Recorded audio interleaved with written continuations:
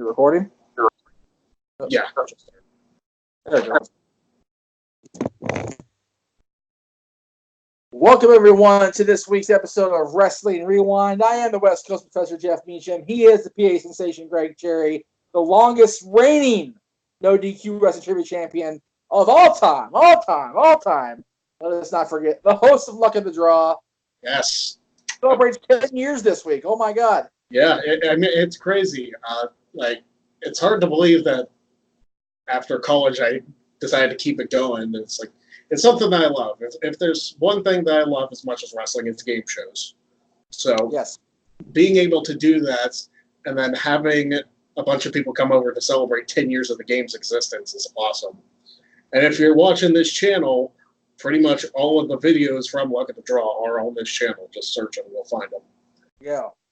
Yeah, it's the last time we did this, which was actually a couple weeks ago, because I've actually obtained and walked away from a job since we last sat together here because I was trying to get in the back of the workforce. It didn't work out that way. Had some physical issues, but last time we talked off air on doing one of these, we talked about doing a no DQ match game and seeing if it would work out. But you got to figure that's 6 celebrity panelists, a host, and 2 contestants. That's 10 people or whatever it is on the same show. It would be a complete clusterfuck.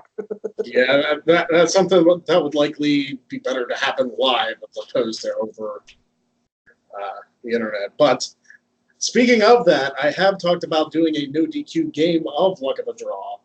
I have a couple people interested in doing it. It's just coordinating schedules and all that happy crap. But hey, we're here to watch wrestling.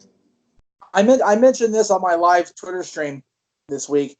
Scheduling is a nightmare for all of us. Oh my gosh. Especially me, because the majority of y'all, especially with Aaron being in Michigan now, you guys are all in the East Coast. Or, you're far enough east where you guys are in roughly the same time frame. So trying to get Jeff on a episode of, no DQ review predicting the pay-per-view when everybody's up at 11 o'clock at night on the East Coast, and I'm trying to coordinate dinner or coordinate bedtime for my son or doing something parent stuff here or work stuff or whatever the case may be. It's just logistics nightmare, which is why I'm doing the live prediction show on Talk Wrestling on my channel this week, because it's just the only way I can get predictions in and I have them count. Yeah. Well, I had to do my quick picks for Stomping Grounds. And because you know what? There's always some controversy when it comes to me. Because when it came to Super Showdown, I predicted the day of and got a couple bonus points because there were reports that came out that Mansoor was going to win the Battle Royal. So I snuck a couple points in that way. And they were like, no, you can't do that. It's like, well, starting now, you have to predict before, but we're canceling your points. And I threw a fit about it. It's like, hey, wait a minute. You can't start a rule and then, retroactively apply it. That's garbage. Once again, the Greg Cherry rule comes into effect and screws you. There's always some technicality regarding me. But one way or another, I find my way around. But for everybody watching Stomping Grounds this weekend, all the no DQ predictions will be in before 6 Eastern Saturday afternoon. So there'll be no excuses come Sunday. Yeah. But we're not here talking about Stomping Grounds. We're going back a little bit further than Stomping Grounds predictions. We're going back, my goodness, 16 years this month.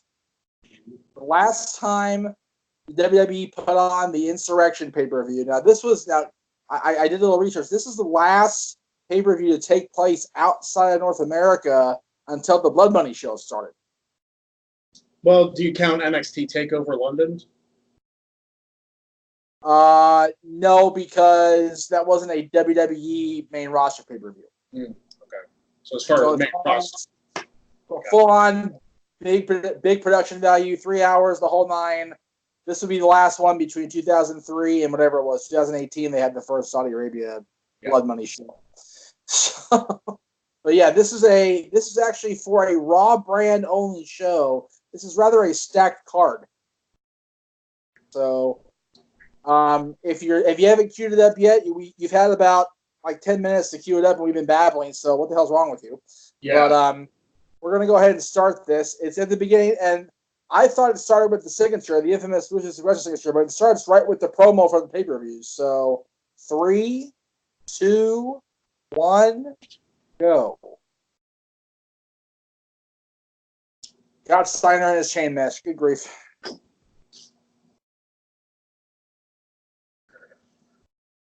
Hunter with no facial hair whatsoever. That's even creepier. Yeah. I have actually never seen this show, so that's kind of one of the things I like about this. I actually get to sit down and watch shows that I haven't seen before. Yeah, I think we both need to start actually watching them with commentary on going forward, though, because, I don't know what's being said, and we sit here and had dead air for a minute. It's like, whoops. So, yeah. This is the main focus of this show is, I believe, Kevin Nash's first one-on-one singles main event since he returned from the infamous quad tear in the dying day of the NWO. Yeah. Then you got Scott Steiner trying to, I believe, fight for the affections of Stacy Keibler with Test or something. I don't know what's going on with Scott Steiner, but they're really pushing him hard here. And then of course the Austin Bischoff battle, which really started not too long before this, when Austin was named the co-GM by everybody's favorite CEO, Lyndon McMahon. Well, you figure it started at No Way Out when they had their match. Right, but now they're being forced to work together for the good of the company. I love how the graphics look more like Judgment Day than they do Bad Blood. Or Insurrection, rather. I guess it's all the same theme. Insurrections talk about, it's a revolution. You got Judgment Day, which is the end of time. So it's all ties in together. Pyro. Oh. Pyro, unique sets. Pines. There's a Hulk Rules shirt randomly spurts in there. There you go. The original replica belts, though, the undisputed version 2 and all of them. Yep. Good grief. Oh, that's right. What was just now, it's just starting to gain its ground. Yep. Not bad for a UK crowd. It's a pretty packed place.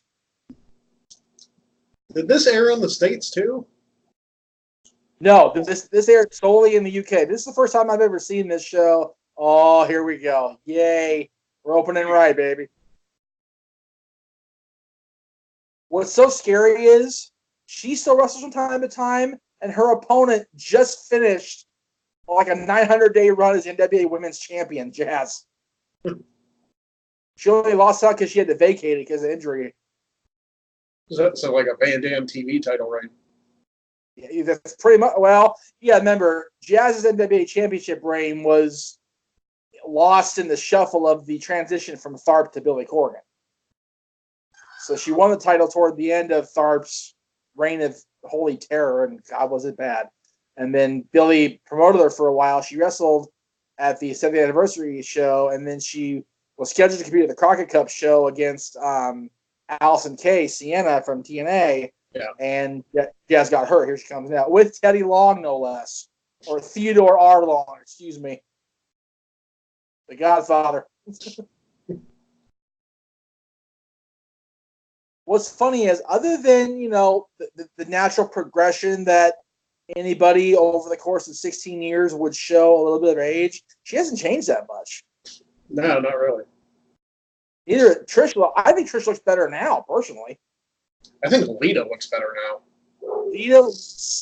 Lita looks healthier now. I honestly, as good as she looked during her main run, I think the neck injury really hindered her keeping herself looking pristine, I guess, this way I can put it without sounding like an asshole. Oh, Teddy's talking. Here we go. I'm so glad it's on mute. Look at that mustache. It wasn't even the Teddy Long beard yet. It was a full-on freaking gigantic mustache. My dog going insane for some reason. As dogs will do during our podcast. Of course. Okay, mine's quietly trying to sleep, looking at me like, are you being this loud on purpose, asshole? I mean, this feud with Jazz and Trish lasted off and on for over a year. Yeah, because, Jazz came in at the end of 01, And if memory serves, they went into the Insurrection the year before as opponents with Jazz's or Trish's champion because Trish had just regained the title on that episode of Raw in the couple weeks spanning where she won the hardcore title at one point, and then she became women's champion again. It was a crazy couple of weeks for Trish. Yeah, they fought each other at the Rumble. They had that triple threat with Lita at Mania. Yep. Trish's hair is on point. I don't think I've ever seen Trish's hair look this good ever in a match. Just sleeky and pretty. It's weird to me, especially in this day and age, that they kick off a pay-per-view with a women's match. I know, yeah. Well, there were two dark matches before this. I forgot what they are now. I looked, and I don't remember now. I think one was Hurricane and Storm. I'm talking about as far as a main card, though. Right. Look at Charles Robinson's hair. Yeah. He's in full little nature mode here. Well, you'd figure. A couple of years earlier, he was in the ring with Asia, so. Well, about 4 years now, but yeah. Nice hip toss. That was very nice. I think I'm a couple seconds behind you again. What's funny is that very same move that Trish just did with I forget what they call it, but where you go on the shoulders and roll the person up at the 2002 Insurrection pay-per-view. I remember it was Jacqueline. Now Jacqueline got her top ripped off. I think it was. Maybe in 2000. I don't know. It was one of the ones. I feel like it was earlier than that. Yeah, it may have been even earlier. She may be wrestling Sable for all I know. I really don't remember, but I just remember the still image went all over the internet. People were going crazy over the fact that Jackie was on somebody's shoulders, just all natural there. I was like, hello. Yeah. Oh, Teddy. Shame on you, Teddy. It's close like, jeez. Jazz was just it still is so vicious. Yeah. Do you know she's a prison guard when she's not in the ring? I wouldn't want to have to deal with her. No, I wouldn't want to be bunked with her. I'm good.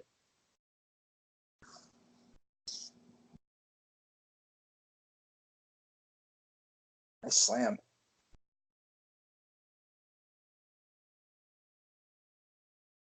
I didn't do my usual screw Bruce Pritchard gimmick with the pop top, but he works with WWE again, so I don't want to piss him off.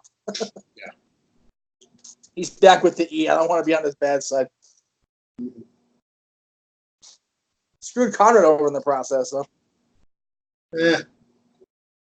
I like Conrad. I always did. He'll be fine. He does like 95 other podcasts. So You should do one with me, damn it.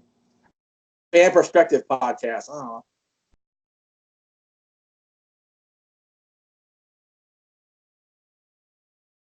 I always liked Charles Robinson's reactions to little things. Like he's up in the face right now on the rear chin lock, and he looks like he's in more pain than Trish is. Yeah. Subtle stuff like that. That's what makes like him good, and Kyoto and the head nerves, and even Nick Patrick when he was being a devilish heel, he would still react like it was the worst thing ever when his guy got beat up bad. Oh, I went back and saw some really old stuff because JR's podcast did Capital Combat 90. Yeah. Featuring the appearance of RoboCop on WCW. Oh, geez. And they had Theodore Long there, and he was like mostly bald, but he had like a few like Homer Simpson hairs going out and then down the back of his head. I'm like, I'm so glad he shaved his head. I'd rather have peanut head than what he was trying to go for in 1990. So bad. Yeah, this is actually a pretty good match between the two of them. I agree. So I don't know if I saw this on Twitter or if it was in the group chat, but somebody asked the group of us who the most overrated women's wrestler was. And somebody said Trish. Everything looked sloppy. Everything looked like it was half-assed. I'm like, which Trish match were you watching exactly? Watching the Trish Stratus and Bradshaw against Jackie Gata and Nowinski. Yeah. Nowinski's on this show, actually. It's Nowinski, Rodney Mack, who is Mr. Jazz, and Teddy's in the match. The three of them against the Dudleys. That'll be interesting to see later on. I always like Trish's pain expression too. She looked like she had been shot every time she was in pain. Yeah. She learned her craft very well up at Sully's and on Ron Hutchinson's gym up there in Canada. God bless them guys, man. That was a hell of a camp. You had Trish, you had Edge and Christian, you had I think Rhino came out of that group. And the infamous Joe E. Legend, of course. Oh, I don't know if you saw my story where we get a little bit of a moment here. I wore this pin to a doctor's appointment. This week. Yeah, that was awesome, man. This guy, he kept like give me this, I know that. Why do I know that look? And then he asked me, is that the NBA championship? We got in this whole big discussion. And it turned out that he and his family did some work at the TV studio where he used to live in West Virginia. So they had WWE work all the time. And they got backstage like all the time. And they had a barbecue at one point that his family was at. And like Sarge was there, and Hunter, and Shawn Michaels, and like this whole big group of people. And I went, I am thoroughly amazed at how a little symbol like the main plate of a belt brings people. This guy lives in my community. I'd never met him before until I saw him at the reception desk of the doctor the other day. And here we are talking about wrestling like we've been friends as long as you and I have been friends or something. Yeah. It's very cool. I dig it. Just finding that common interest. I'm finding more and more that there are more commonalities when you start as wrestling fans, friends, and then like branch out in the rest of your lives. It's amazing. Yeah. I mean, my local ice cream guy is a wrestling fan. I've known him since I was a kid, and we talk about every time he pulls up and I buy like a soda. We talk for about 10 minutes about what's going on in the business. Trish getting some good babyface fire. That's it. I think you're a little ahead of me again. I might be. Yeah, because she's just now firing up on Jazz on my end. All right. Typical lag. Oh, big boot. Look out. Oh, the stratosphere. Yeah. I always liked that move. Oh, yeah.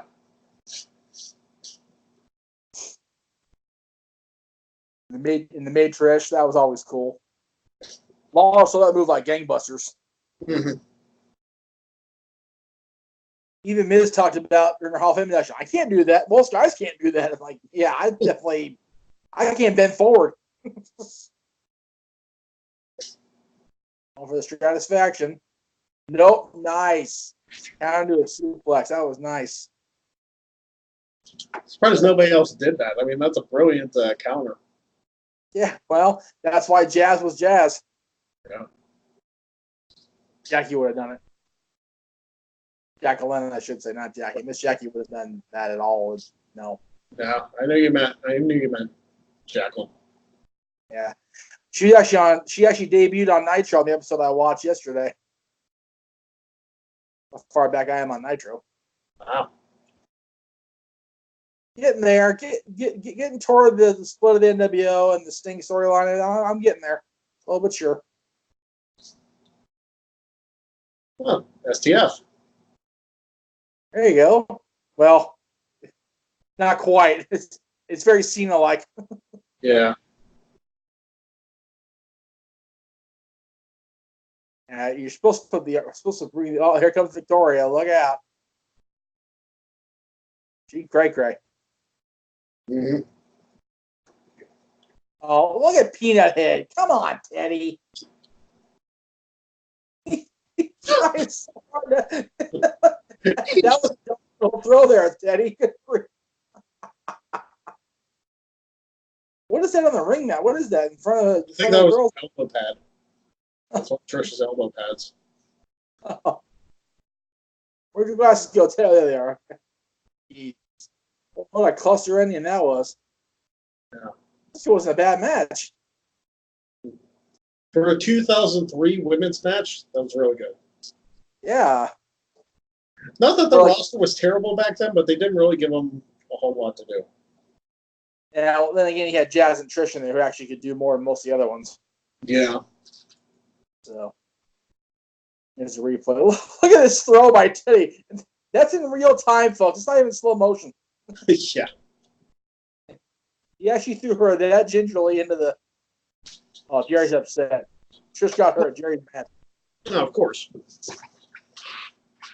What is that logo on JR's shirt, or is that a... That's the old Raw logo. Is it? God, I can barely see it. Eyes are crap. That's also kind of like shiny. So. It's weird seeing JR now without a beard looking back now.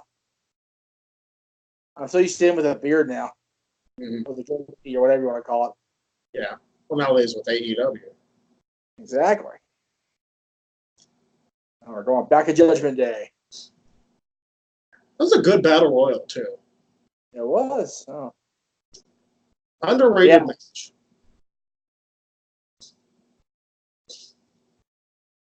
Was that Finley he just knocked out? No, that was Pat Patterson. Oh, that's right, because he was the first Intercontinental Champion. That's right. It was a creative finish for a battle royal, too. Yeah, it was. I remember being so happy when they brought the title back. I was mortified when they unified it with the world title. I was pissed. You know, Chris, that's when Chris got the haircut. I forgot about that. Never really went long again after that. All I know is I remember that was the first thing we ever covered on the old podcast. The first podcast we did was leading into No Mercy. Yeah. Maybe even after No Mercy 02 when they unified the Intercontinental with Kane and Hunter. Yeah. See, when they unified the European and the Intercontinental, it's like, okay, that makes sense. Then they unified the Hardcore. It's like, wait a minute, stop this. Then they unified the Intercontinental and the World. It's like, what are you doing?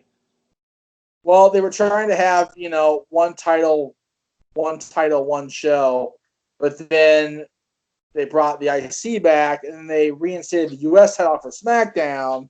Yeah. So but it was still one women's title, but that was exclusive to Raw. Right. So it's kind of it was kind of a evolution. So, yeah, the women's division on SmackDown was pointless for about 5 years. It was bad. I remember Trish crossed over a couple times to defend against Melina when she showed up and things like that. It was very few and far between.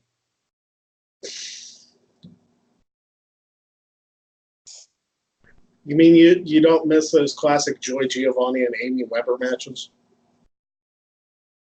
It's funny you mention the women of SmackDown. Early on, we had, I don't remember if it ever got anything past the point of exchanging phone numbers and text messages, but at one point, we were poised to have on the show The Undertaker's mistress. Huh. Remember that? Tracy Dowley, whatever her name was? The storyline in 2003? It was the end of 02 when he was facing Brock. See, I thought that was 03. Yeah. It was also Brock in 03 the same year, the same month, but 02 was when it was Brock managed by Heyman. Going into yeah, that makes sense. Going in No Mercy because he had the cast on his hand too. Yeah. Yeah, we were that close to having her on the show. What's even funnier is I found out later she's in Back to the Future Part 2. She's in the tub with Biff during the scene where Marty reveals that he knows about the book. Go figure. Yeah. So that's how much older she was than I thought she was.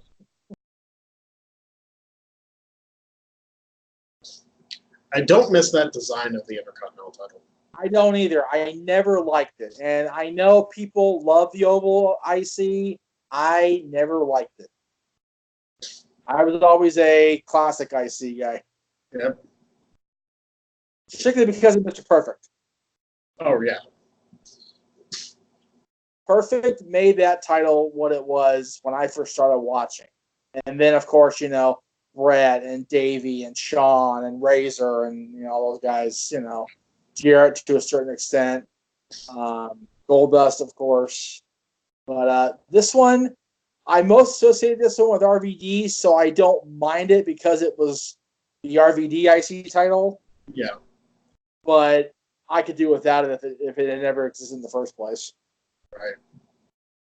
And I hated it even more when it was the block logo and the purple strap. That was really ugly.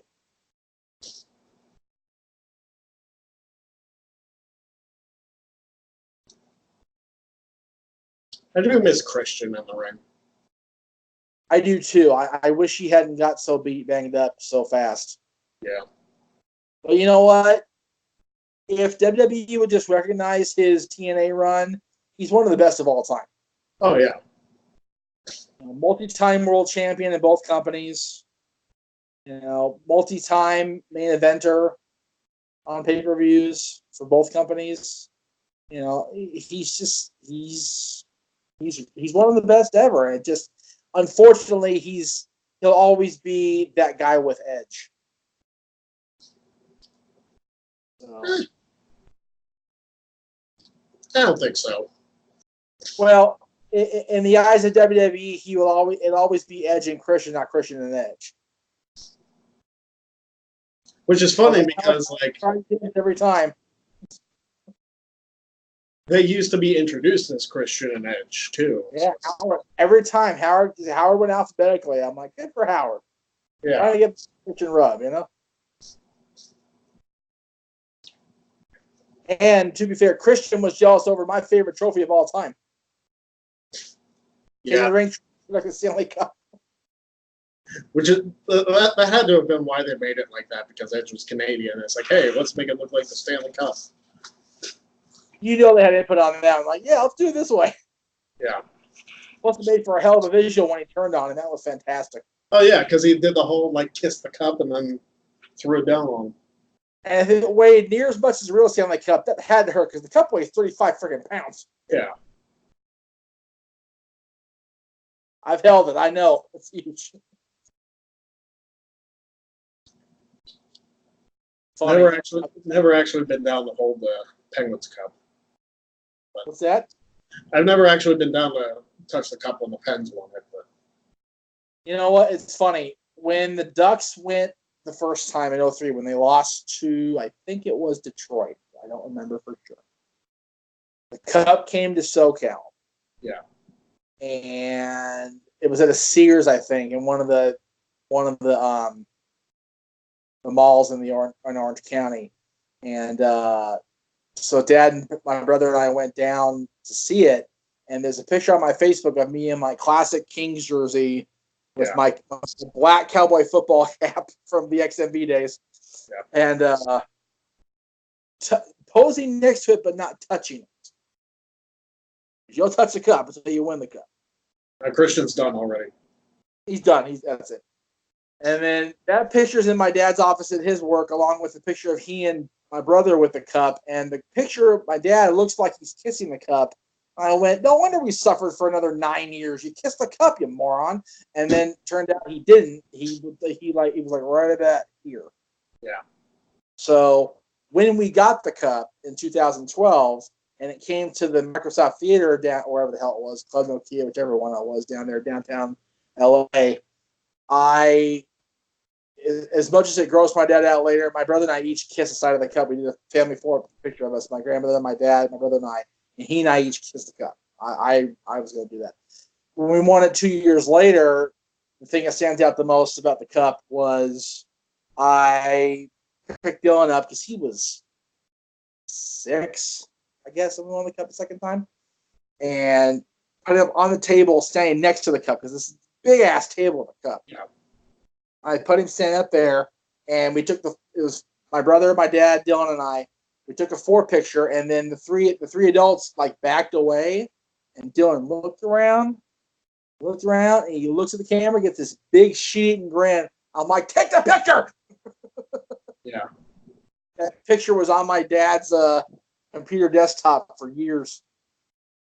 See if I think I have it in here. I don't know if I can show it with this damn glare on this thing. I can try.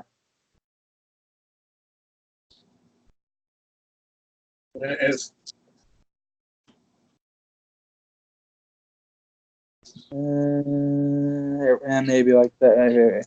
Kind of. That. Oh, his head's cut off. There we go. There you go. Yeah. So yeah, him and his fireball shoes. But yeah. So and the Kings have sucked since. So we haven't got near it yet. And it is what it is. It is, and you know what? It's interesting. People ask me a lot. As far as sports and championships like that. It's like why doesn't WWE go to the UK pay-per-views more? It's like, well, number one, the production cost is through the roof. Yeah, you get to fly all your shit overseas, and number two, your buy rate if you're going to be on pay-per-view is going to be way less. Because you're only getting a certain part of the world as opposed to a worldwide thing. Nowadays in the network era, they can run a pay-per-view in Saudi Arabia and make money off it. So there you go. Yeah. And it's funny you mentioned that because I saw a No DQ article earlier that they listed a bunch of cities where people would be interested in having WrestleMania. Pittsburgh got gypped. They weren't on the list. Philly was. But London was one of the choices. I would, it's one of those things where if the money was right and the timing was right, I would love to plan a trip to London around going to WrestleMania. That'd be really cool for a group of us to go. Mm-hmm. Well, like I said in the group chat, 2021, Mania is supposed to be here. So there you go. We're getting a brand new stadium. Might as well have Mania here before we bring the Super Bowl here. Because we actually are getting the Super Bowl in 2022. So that's what they like to do is host WrestleMania as like a practice before the football season starts. Well, the original plan with LA Stadium and Hollywood Park was to have the Super Bowl here in 2021, but we had severe construction delays.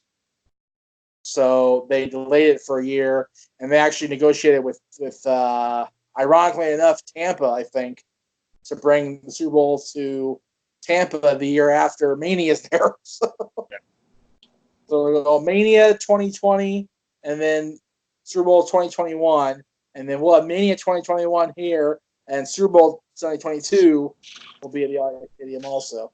But yeah, I am bound and determined to go to my next WrestleMania, the one down the freeway here from us, because that's an easy hour trip down the drive.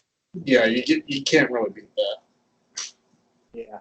What's awesome is that means that NXT TakeOver, Hall of Fame, Raw, and SmackDown will all be at Staples Center. Yeah, can't beat that at all. I'm curious if they'll have the Hall of Fame be the same format as what happened with Brett. Well, that was the first time they ever did it like that with the stuff in the ring. I didn't like the setup personally. I prefer as horrible. Okay, let me backtrack a little bit. I loved going to the Hall of Fame in 2005 because it was a more intimate theater type setting. It was at the Gibson Amphitheater at Universal Studios, and it was smaller. It was more tight knit. When I went to Amway in 2008, it was so big, and it was like I felt like I was like this much part of it compared to when I saw 2005. But I'd rather be in a big arena with a big stage set than in that freaking cluster screw they had this year. Yeah, I didn't mean to interrupt you, but that was a nasty bump by Booker. Yeah, I was there. They're on the show it again too, so I want to see it. I was talking. Oh, my goodness! Look at that. Big old orange and blue Sky Box Office logo on the ring skirt. Based on the news today, that's not aging well. What? Did you see that Sky Sports won't have WWE anymore after next year? Yeah, I had a fan of mine in the UK, actually, I suggested Sling, but I guess they don't get Sling back there. I don't know what their station setup is though. Yeah, I don't. Yeah, because as far as I know, everything aired on Sky in the UK. Pay-per-views, Raw, SmackDowns, NXT, everything. So I don't know if I said honestly, dude. I don't know how your like the internet works in the United Kingdom, but I know tons of websites stream Raw and SmackDown live each week. You just have to dig a little bit. Mm-hmm. Shoot, but before I knew about Sling, that's how I watched Raw at 5 o'clock out here. Was like watchwrestling.co or some whatever the hell, some random ass site. It was pop up heavy, but once I got past the pop ups, it was good. Pop up heavy. It's like make sure you have like virus protection and all that stuff on it. Exactly. Well, working where I work, working where we work, you learn about spyware in a hurry when you first start out. Always the drama at first. I'm waiting for Booker T to do that like leapfrog into a sunset flip spot that he does in the corner. Yeah, always. I love that spot so much because it's so smooth. I did Christian's tights here. I can't see what they say, but it's cool design. I don't know if they actually say anything. I think it's just a. Okay. This is Jack Doan with his super short Sting haircut. Yeah. He looked exactly the same for like 20 years. Man didn't age. The referees don't really go through much of a change. I mean, Kyoto looks exactly the same as he did 20 years ago. For a guy his age, I know, seriously. The only guy that's aged badly, I think, is Earl, and that's because he's been through some shit.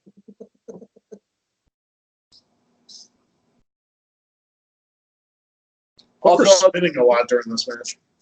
I noticed Nick Patrick looked a lot older when he joined the NWO than when I first saw. Oh, nice! When I first saw him in WCW, so there's a sign out there. I don't know if you saw it. Get the F back. Yeah, I saw it. I was gonna point that out to you. That didn't take long. Yeah, it was just over a year after they dropped it. So. Yeah, God. Well, to be fair, their approach to television changed drastically between 02 and 03. Yeah. So. I think if anybody's still called WWE, WWF, it'd be like, okay, we know it's been at least 17 years since you've known anything about wrestling. Yeah. Yeah, I had a long time member of the family who I hadn't talked to in a while called WWF. I went, no. It hasn't been WWF since 02. That's right. I haven't seen you since 03, but yeah.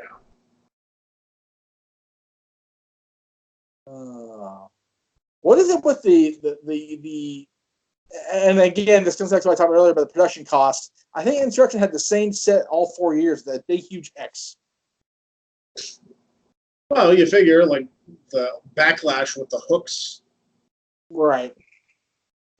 I always thought that was so dangerous. What's that? I always thought the backlash set was so dangerous to try to walk through. There were people who took bumps on that set. There we go. There's that spot I was talking about. There's your spot. There's your moment, Cherry. I love that spot by Booker. Bookend. Oh, speaking of the last name, Cherry, while you're on with me and we're doing this particular week, happy anniversary, wedding anniversary, 8 years, correct? Yep, 8 years. Total. Yeah, we've been together over a decade. Been married for 8 years. Wow.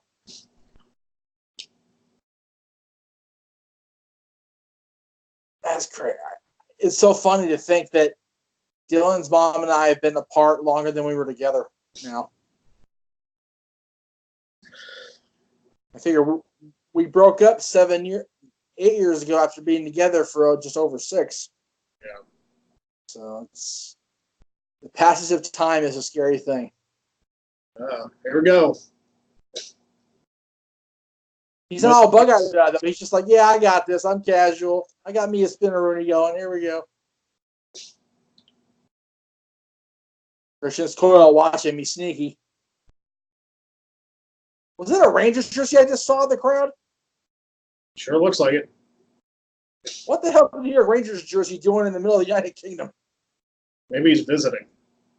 Maybe. Oh, there goes Jack. Jack Doan goes down. Down goes down. Down goes down. Down goes down. Hashtag shenanigans. That was hard to say. Down goes down. Yeah, it's kind of a missile drop kick. We didn't get it. 1, 2, 3, 4, 5, 6. Should have been a 5 count. Where's Bundy when you need him? Jack Doan kind of no-sold that. Like he counted normally. Yeah, he did. He's like, whatever. It's just Christian. It's okay.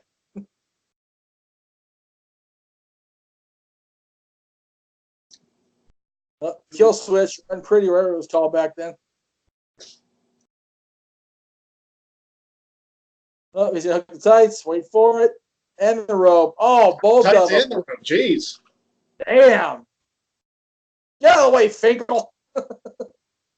Give him the belt and run, Howard.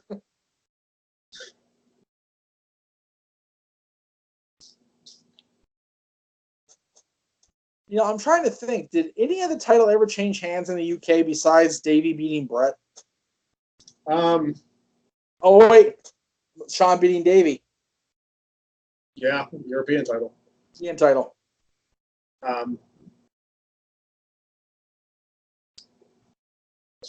Does the hardcore title count? For my purposes in this moment, no. Because I'm sure it did back there. But as far as like a scheduled title change, I always love that shirt. Stone Cold is one of the few people who gets like new merchandise like years after he retired and keeps getting new merch every time he shows up on TV. Do you know that Hogan has new shirts on the shop zone I didn't even know about? Me. I didn't even know Hogan had shirts up on there anyway. He does, ever since he came back. There is a Hulk Hogan Curvy Girl t-shirt. Okay. I think a few people that would like that. I don't know if they actually wear a Hulk Hogan shirt, but you know. Yeah. Okay. I mean, they could just as easily go to ProWrestlingTees.com and go to either the No DQ shirt or get the PA Sensation shirts and get a curvy tee like that too. You know, for somebody. My shirt by somebody who isn't racist. Well then. Well, just so you know, I was making up my preliminary holiday wish list today. Yeah. Yesterday. And one of the top things on my wrestling t-shirt list is keep calm and sensation. Yes, keep calm and sensation. That's a popular one. That's not a hair shirt when you say it like that. Yeah. But you know what's funny? Like this shirt, the like one that looks like the Sonic the Hedgehog logo. Nobody's buying this shirt. Oh, it's terrible. I think it looks awesome. Maybe it's the shirt color. I don't know. But like the design is sweet. What's awesome is when Aaron first settled into his new place and did the live stream, people were heckling him for not sending me the Now See Here's the Thing shirt yet. It's my damn shirt. Send me. So that's at the top of my list. Is my own damn shirt. Mm-hmm. I've got one of those. I've got a few No DQ shirts on there. I've got. I finally found. I've been looking for this for a long time because I knew they had it for a while, but I could never find it on that Extreme Wrestling shirt site that I was frequenting when I bought my Wolfpack shirt. They have the black Hulkamania with the yellow Hulkamania letters shirt. I'm like, that's cool. A black Hogan shirt. It's more of it's dark, but it's not Hollywood, so I like it. It's cool. It's kind of like 95 WCW. Where he was doing the whole feud with the Giant. Right, except you were black and white there. No, but yeah, it was black and white, but what I'm saying. Right. Yeah, right. Yeah, kind of a similar feel. But then I've got a lot of pro wrestling t-shirts on there just because there's so much quality stuff for wrestling tees, and they always run sales. Yeah. So sorry if we're talking over you guys watching Austin and Teddy Long interact, but we can care less. It's Teddy Long. God, and look at this one. Austin and Kane with a stare down. The hell? It's a little bit of a.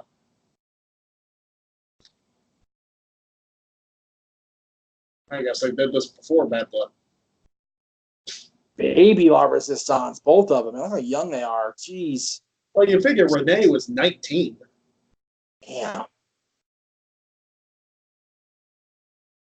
19 years old, I was I would have been 2000, 2002. 19, I had just started doing Extreme Mayhem. 19, I was watching XMP. Yeah, I was going to say, you were watching us. Yeah. And see, this is right before Kane unmasked. Yeah. Like right before. So that's probably, this was probably a little bit of a premonition if you're woken. Yes. Yes. Oh, I love the TNN logo in the background. It's like, oh, that's right. Rob was on TNN for a while. Before they became Spike. Yeah. Even then, like, just to think that Raw wasn't always on USA is kind of like, huh? Yeah, and they were there for like, what, 5 years? Yeah, they were there for 5 years. Whoa, I forgot he did that. Damn. He's got a bad neck. Don't do it, Kane. Don't do it. Oh, he's telling him to do it. Go ahead and do it then. Whatever. Oh, he's sorry. I think he was trying to get Kane to be a monster. Yeah. Oh, the Lars and Sauce music. If you can hear it, you know why we have it on mute.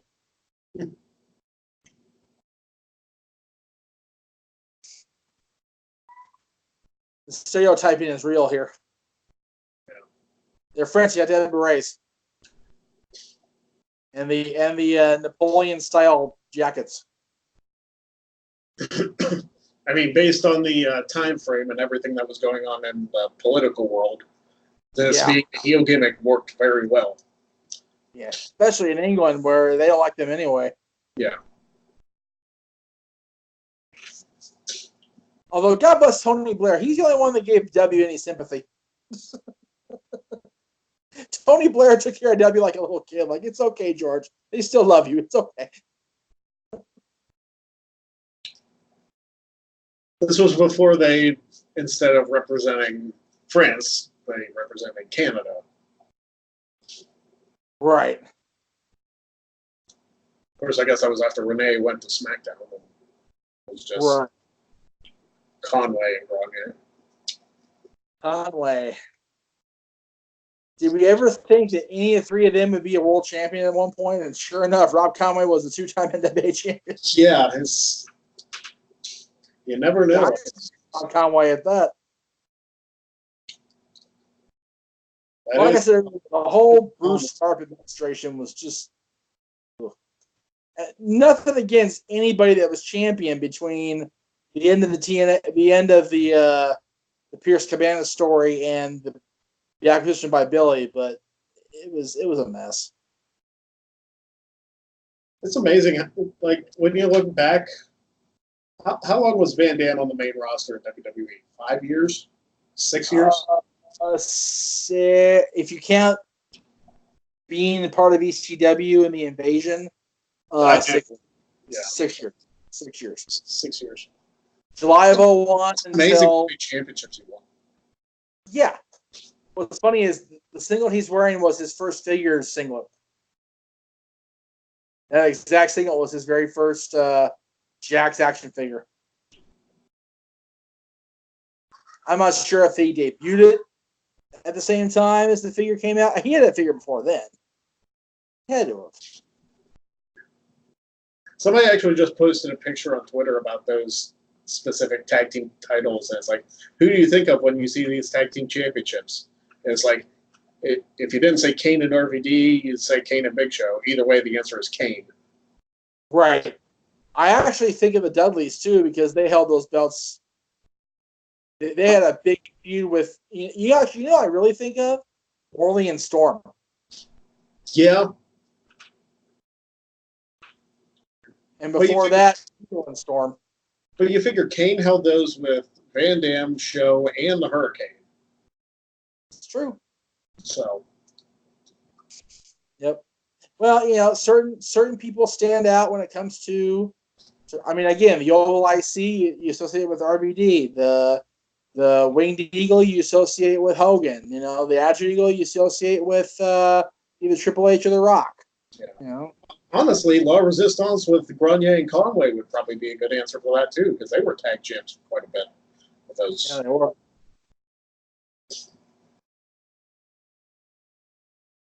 Dylan's checking in with me every half hour while he's playing his game. So.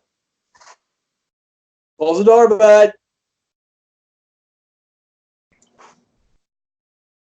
It's funny. I was talking about Rob on my live stream on Twitter about his documentary Headstrong, and it's amazing that he didn't really age hardly at all until he started getting the really bad concussions. And then he still looks like a youthful man because he is a youthful man, but he definitely looks like his age now, as opposed to him having the Dick Clark battle with time for so many years. Right. Because he never aged. But you know, concussions are a bitch. Mm-hmm. Plus, didn't he have stuff going on with his eye? Like he had some kind of eye injury. Yeah. What happened? If he and I talked about it when I was in Vegas, and then I heard he was on Sean's Xbox podcast. Yeah. Not so long ago. Apparently, he got a concussion, and in the process, it gave him double vision. Mm. So if you can imagine doing wrestling like Rob wrestles with double vision, no. Yeah. Well, he's in Impact now, so like apparently it's. Yeah, I mean he's better now, but for a while there it was scary.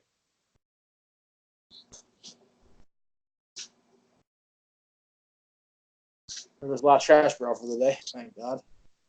Oh, French tickler! I'm a Frenchman. I'm doing the Taz impression. All right, go ahead.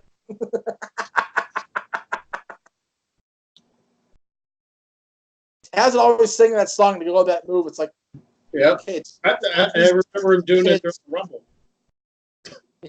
Yes. Well, you would remember during the Rumble.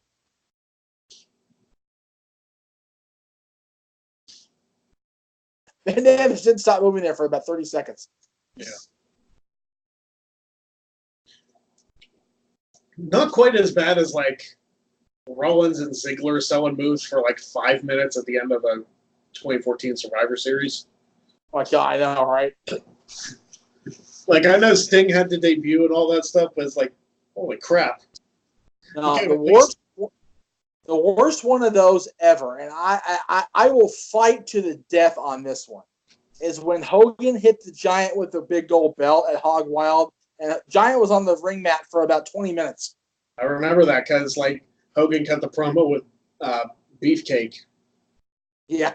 And like, hey, I'm your friend and stuff, and then they beat him up too, and then they had to spray paint the belt, and the Giant's still selling. Good on him for like still selling that move. I just because like that led to the finish of the match, which is fine because the finish of the match was immediate. Like my thing with Ziggler and Rollins was like there was 4 or 5 minutes of like them not doing anything, and then the end of the match. Right. So that's my thing.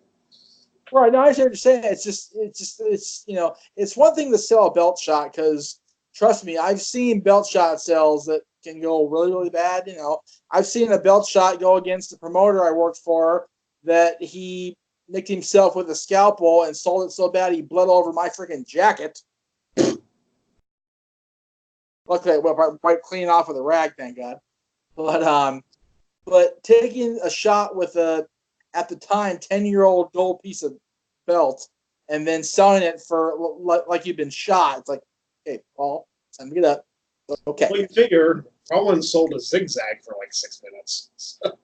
That's what I'm saying. It's like it's one thing to sell a move and it's a finish, or it's one thing to sell and it's like a big shot. But like you said, selling a finishing move and then not doing anything for 5 minutes, then all of a sudden, okay, wait, end of the match and we're gonna sell some more. It's like, okay, can we just? I got pee. Well, there was a house show when Moxley was still working for WWE. Like, he was still doing the heel thing with Rollins. Rollins gave him the stomp, and like he sold in the ring while they were still tearing the ring down. Like, he was selling that move for like 15 minutes at the end of the show. Nice. That's fantastic. You gotta love the randomness of house shows. They do like the stupidest shit on house shows, and also after TV goes off too. Well, you figure they can get away with more not being on TV. Well, Aaron and Mike and Austin Admin and I were part of one of the bigger after hours things ever, because that's when Stone Cold made his return after being gone since June the previous year. Oh, you were there for that? Well, yeah, because it was at Staples. Oh, man. Seriously. I love that moment. That's awesome. Yeah. Bischoff and Vince are arguing back and forth, and Vince is saying you're in the club, and I can't do that. And then Vince walks up, and it literally, you can hear a pin drop for like half a second, and then the glass breaks. And I did not hear that place get that loud again until the Kings won the cup. That roof, excuse me, my French, but that roof fucking exploded. Even the four of us, as jaded as we were back then, we were like little kids. Well, was it one of those things where it's like, wait, what? And then you see him and then like lose your mind? Well, it was like we paused and then it was quiet and then the glass broke and everybody was like, wait, what? And then, the music starts and we're like, holy shit, it's Austin! Yeah. And then he drank the non-alcoholic, the old Milwaukee, because he couldn't drink beer yet because he was still on probation. Yeah. And he drank with Jericho and Son Val Venus about 200 times. Yeah. That's so great. Well, they had that segment on like the No Way Out DVD. It's on the No Way Out DVD as a bonus. I still have that DVD somewhere in this house. Yeah, because I bought that back when, buying pay-per-view DVDs was a thing. Yeah. What's funny is... Yeah, I watched that. That pay-per-view was how I discovered Evanescence. I mean, that's how I discovered them, too.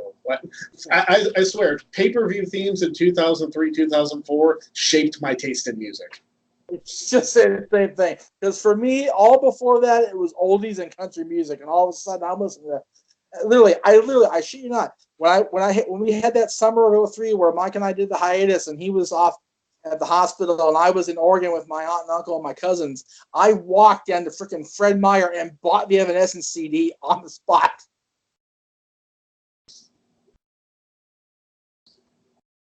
But there were so many good ones. Like you had any of these voices was ridiculous. You had freaking like Trapped, Headstrong, and oh shit!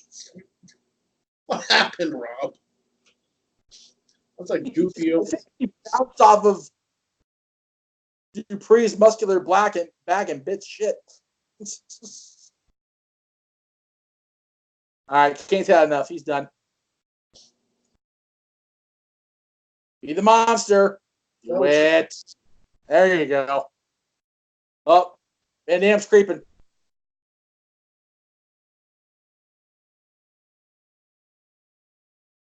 Still the best high spot finishing move of all time. I don't care what anybody says.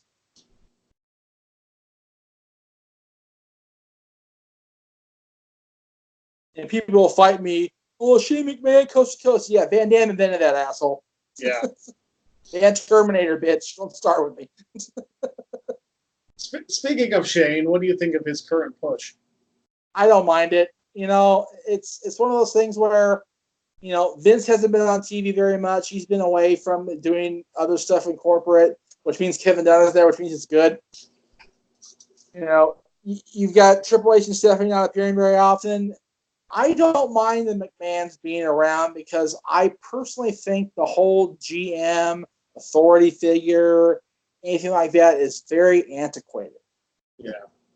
And I think that having the McMahons be a underlying presence, and yeah, Shane's on TV a lot, but he's not being the complete overbearing dictator that he and his father have been in the past.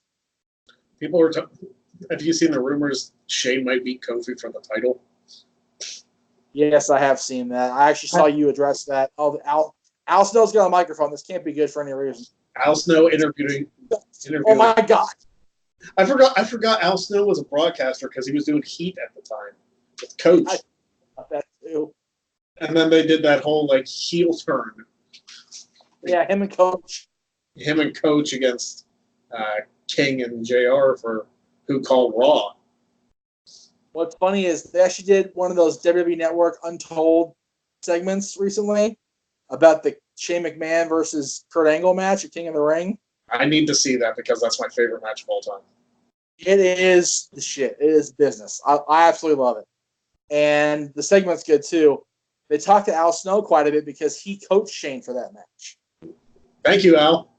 That match was right. I love that match so much. Oh God, here comes Rico. EWF Hall of Famer Rico. Was this before? Yeah, this was before he was like super flamboyant with Miss Jackie. Yeah. This is just the horrible chops. I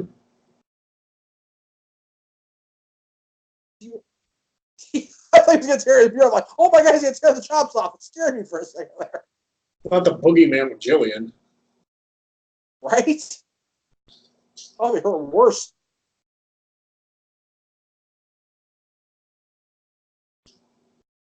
Oh Lord. Rico's a really nice guy. I've met him a few times. He's a hell of a nice guy. So, whatever works. It's like, how do you go from being like, I mean, not just this character, but like the super flamboyant character that was at WWE to being a like a Las Vegas cop? Yeah. Oh, he's wrestling Goldust. Okay, well, there you go. Speaking of flamboyant. Yeah. Well, this was when he was doing his whole Tourette's gimmick. Yes. Which did not age well looking back. No. It's amazing what they got away with 15 years ago. 16, excuse me. Yeah. You can't make much. People were less offended those things. Like the most offensive thing they did, which understandably so, was the whole Katie Vick thing. Oh God! Again, that's how we get our start. So I can't really hate on that too much. I was gonna say you got your start on different shows with very terrible things in the world of wrestling. Yeah, we did. Katie Vick thing for XM, and then friggin' Ben Hall's death for Talk Wrestling. Yeah, I on the stream, I was like, we're coming on 12 years for Talk Wrestling next month. There you go. Crazy. Like, I never dreamed sitting in Aaron's dining room 12 years ago, we have a Talk Wrestling t-shirt. Like, what? Yeah. Huh? You just don't think about that stuff when you're young and just wanting your opinion out there. It's hard to believe that in 2019 one of these guys had a 5-star Meltzer match. Yes. Do you see that Cole Gargano got another above 5? Yeah, like 5 1/4, 5 1/2, or something like that. Yeah, they got 5 1/4 for this one, and they got 5 1/2 for the one in New York. So according to Dave Meltzer, those are the 2 best WWE matches of all time. How do you feel about that? I mean, there were great matches. Don't get me wrong. Right. I'm not sure how like objective his scale was years ago, or I don't follow any of his stuff. But. I would love to maybe do a series of these and like watch the 5-star and above WWE matches and see how they measure up going forward. I don't think there are that many WWE. Well, there's Hell in a Cell, Michaels and Taker. There's Punk Cena. There's the 2 Gargano Cole matches. The ladder match from TakeOver. Right. So that'll give us 5 weeks worth of material. Or if you do one show, whatever. But yeah, it's worth. And plus, as much as I enjoyed Okada Omega the series, I will say it. I'll fight anybody on it. The Flair and Steamboat are the 3 best matches I ever saw of all time. So, and I don't personally think that Cole Gargano, either one, was better than the Flair Steamboat matches. Well, I think they're going to be having a third one here coming up. Well, then maybe we can make a 2-parter where you watch the Steamboat trilogy, then we watch the Cole trilogy, and see which one stands up to the course of time. Yeah. Thing is, it would be logistically hard to get people to watch it with us. Yeah, because you'd have to switch between different events and stuff. Right, so maybe... Well, maybe not then. It's a good idea in theory. Execution. Yeah, it'd be a poor execution. So, okay. I was going to tell Aaron about this, but I forgot because when I thought of the idea, I was drinking heavily. But I actually just remember because I saw Earl's shirt. I had this idea for publicity for any channel I work for. If I could find a way to get my hands on a hardcore replica championship and find a WWE current referee t-shirt, next time I see Rob, drop him, pin him, and become the new hardcore champion. And just see what people say. Yeah. Well, apparently they've done like a super chat gimmick with the no DQ stuff for the no DQ 24/7 championship. I saw that. So I was like, hey, does that apply for my stuff too? He's like, I'm fine with that. You just have to keep track. It's like, I don't care. If people send me money, I'm not sure. Yeah. No problem. Right. $5 a hit, you rolling in dough. Yeah. And he said somebody said it was just for $5 super chats. It's like, why not above? I do my wheel spins for $10. Trying to jip me in my wheel with your stupid championship. I was like, Gotta love the pre-planned stuff. Yeah. Speaking of pre-planning, so next week, you mentioned people have been wanting to watch the Ruthless Aggression era. Next week's show, it's going to be King of the Ring 2002, which we both seen, but it's damn good. Actually, I don't know if I've seen 02 the whole way through. Oh, okay. I think the tournament matches hold up well. The title match between Taker and Hunter. It's probably a reason why they canceled that Backlash. Is that what you're saying? I mean, they've had better since. Obviously. So, I've been to one of their better ones. Huh? I've been to one of their better ones. I know you have. It's so funny you mentioned that. People talk about, that the emotion isn't there anymore. You don't get caught up in stuff. I don't know about a lot of people, but for me, I was watching that match, the Hell in a Cell match between Taker and Hunter with Michaels in the ring as referee. Yeah. I was watching it at the apartment as it happened live, and I found myself in complete convulsing tears. And honestly, watching Sean react messed with me more than anything else. Yeah. Because he was just so caught up in everything. Well, I mean, Sean's one of the best at that. He always was. He's not a very, very good at hiding his emotions well at all. So, never has been. So, but the moment he hit Sweet Chin Music on The Undertaker, the entire place stood up and was like, no, the streak's going to end because of DX, no. And then the pedigree, and he kicked out, and Michaels just flops into the corner like, oh shit. What did I do? I can't believe I did that. It's I almost yeah. I almost did that. Oh my god. And I mean, ask JJ. I was a friggin' mess. I'm so glad I was there for that one. Yeah. It's one. I got caught up in that one, and then because of my at the time somewhat close communication with John Cena at the time, I really got into him and Brock at SummerSlam. I was at that SummerSlam. Yeah. So watching him get suplexed out of his friggin' boots was very difficult. Yeah. It didn't hurt that I was in a suite getting free alcohol. That was nice. But that was a sweet looking moonsault. Too bad he missed. Yeah, you know, Rico could go, man. You know. I mean, it's not the best moonsault ever, but no, it's not the best moonsault ever. I hope we see the hell out of that a lot on AEW TV going forward. Hey, more Christopher Daniels on my TV. I am not going to complain. No. Whoa, the natural bulldog is a new move out of the past. Oh, and he kicked out.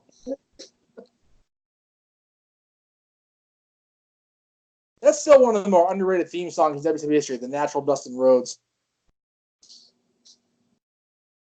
He actually used it at Starrcade when Starrcade was a house show a couple years ago.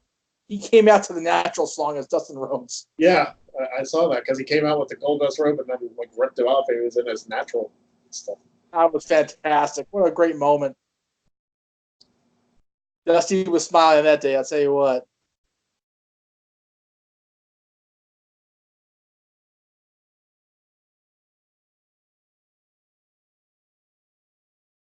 Is Dustin having a Tourette's moment getting punched? Jesus. Oh. Look at he's going crazy. Butt bump, okay. Hey, Naomi used that as a finisher, so. I know, right? In 2018 at that. Yeah. That's the scary part.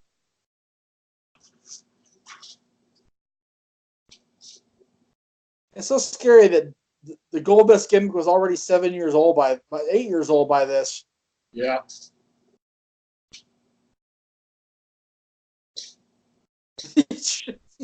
Okay. Yeah, the Tourette's thing's not happening. It's just not working out. He's gonna cheat. Kind of. He tried anyway. That makes me think of Angle and Kane at WrestleMania 18. Oh, that was horrible. Oh that my was gosh. just awful.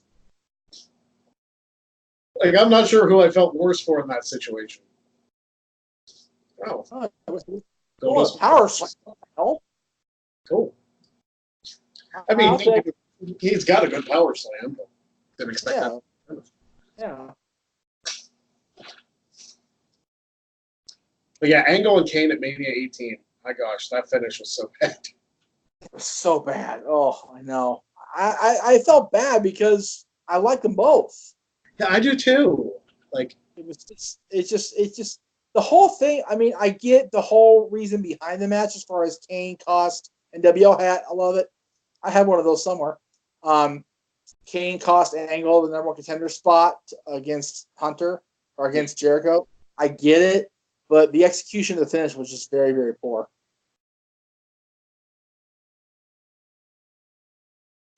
Very somber King here. Yeah, see, the Raw logo is a little clearer now, if you can see it. Yeah, I can see it now, yeah. There's also less glare on JR in general right now. The light's less on him right now.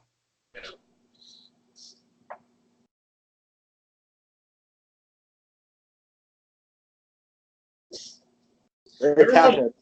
I remember one of my friends tried to tell me, was this shortly after Freddie Blassie passed? No, this was shortly before, actually. I knew it was 03 where it happened. I think they're promoting his book here, what they're doing here. No, he died in October of 03 because he was on Raw. He was on Raw with the Dudleys, and then he passed 4 weeks later. Right, yeah. I think they're promoting the book here, if I remember right. Which I have. and I have not read to this day. It's like the Sean book. I've got the Sean book. Hello, Stephanie. The first one or the second one? Hold on, I have it here. Give me a second. Okay.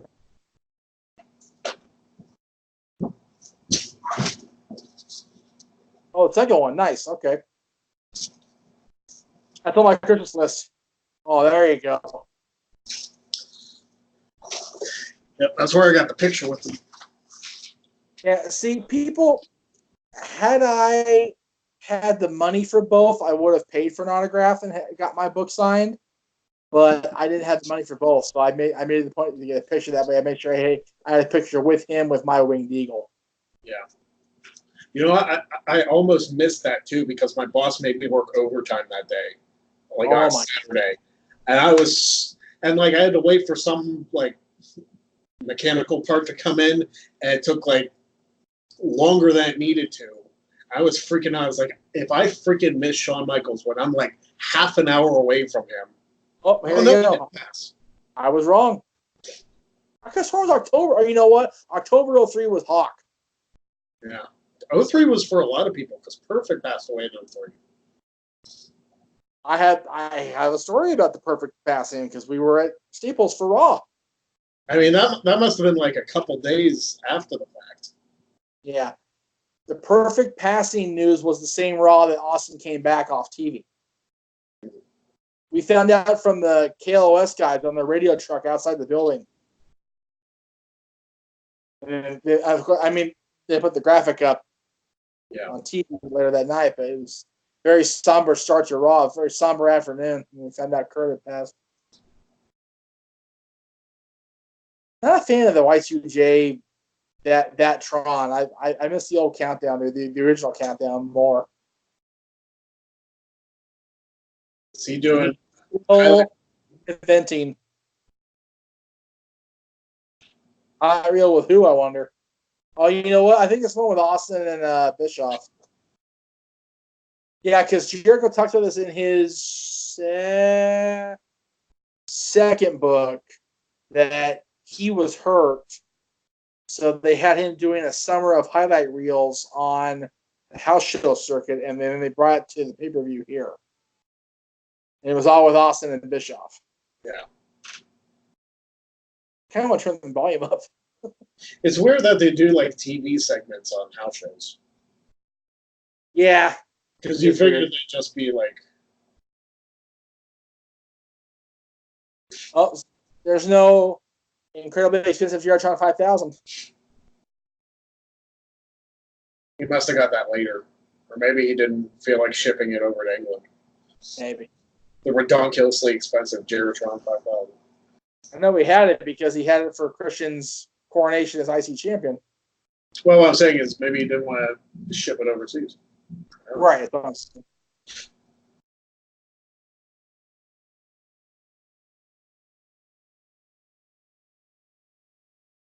gonna be a lot of us having filler because we can't hear what's going on. Yeah. Oh, well. I mean, I could turn it up on my end. If you could. So chose.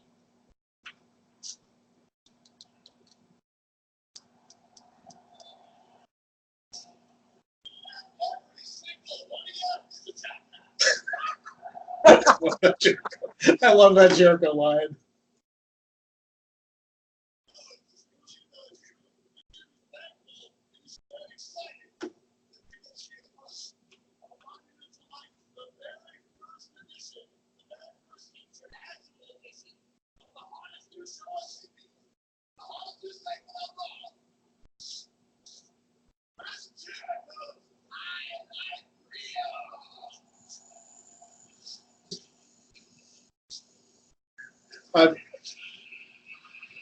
I forgot they did the whole like saliva theme for his too.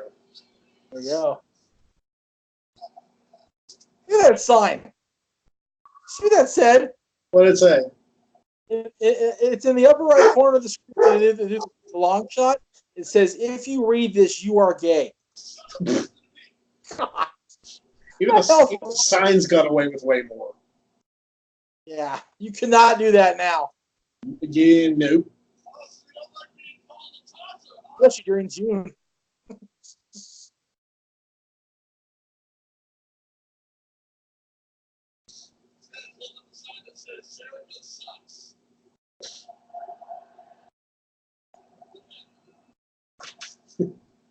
He jumped up and down. He's proud of himself.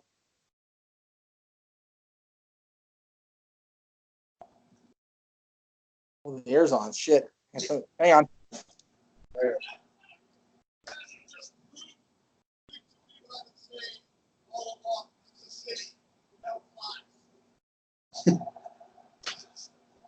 Classic Jericho.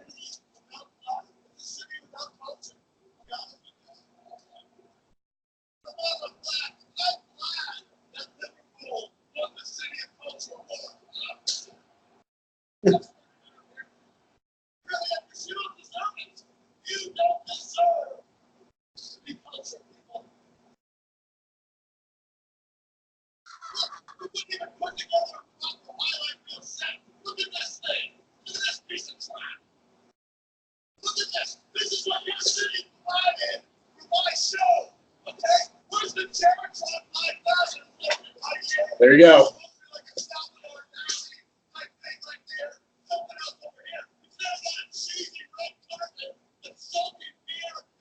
Jericho's pissed. At least they acknowledged it, you know? I just, you know, you and I each have our opinion on who we think is our favorite of all time. Well, I think we can agree that this man here is definitely top 3, if not top 2, because he's still great to this day. I mean, Chris Jericho is. I think Chris Jericho is better than Ric Flair. I'm gonna say that. Wow. I think as far as consistency over the course of, it'll be 30 years next year,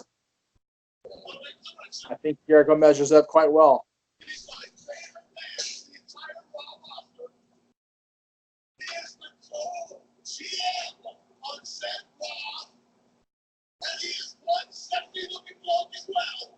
Ladies and gentlemen, represented by Eric Bischoff.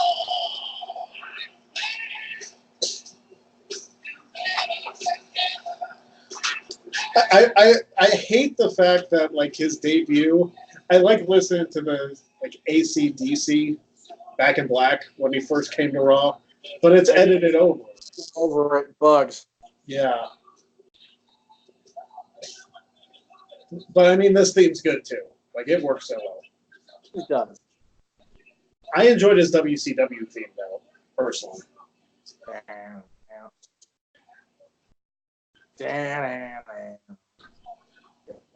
It was subtle. Yeah.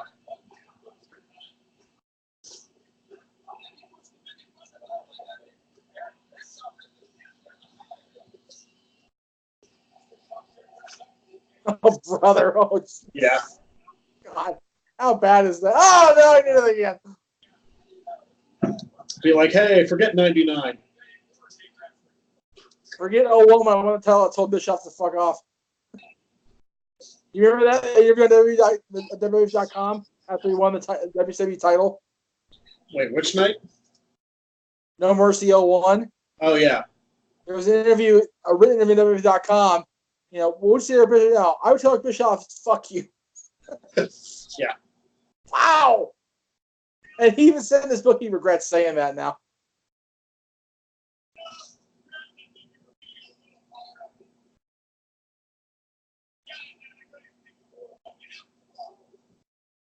Jericho in his multicolored rock star outfit, Bischoff in his leather jacket and jeans.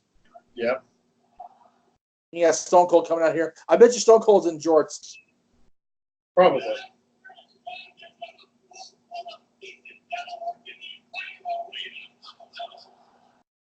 Oh my God.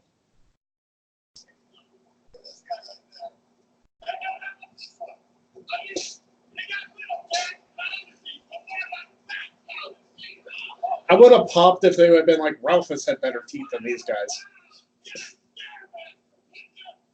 Yeah, you know what? 3 people would have got it. So Some of them might have. I mean, you got smart fans in England. well, the problem is British teeth. They're all bad back there. So well, we need that food, you know. Yeah. All right, enough of this shit. There we go.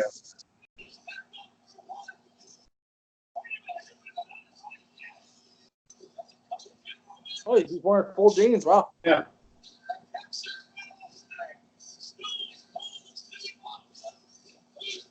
God, even muffled you hear JR. The Texas Rattlesnake, Stone Cold Steve Austin. Jesus. Stone Cold. Stone Cold. Stone Cold. The same thing. Oh my God. See, I've said this a lot. Like, it's come up a lot about what I think of scripted promos. I'm like, you could not script Stone Cold Steve Austin. You simply couldn't. It's like you would not have gotten. Yeah, you wouldn't have gotten Austin 316 out of that. You wouldn't have got others of his classic promos, or like any just random one-liners that come out of his mouth. Right.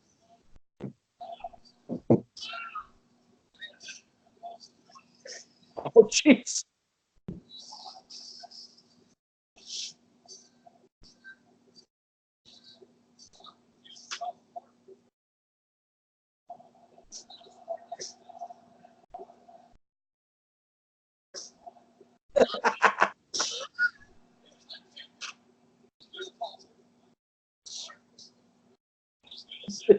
Bischoff was so concerned.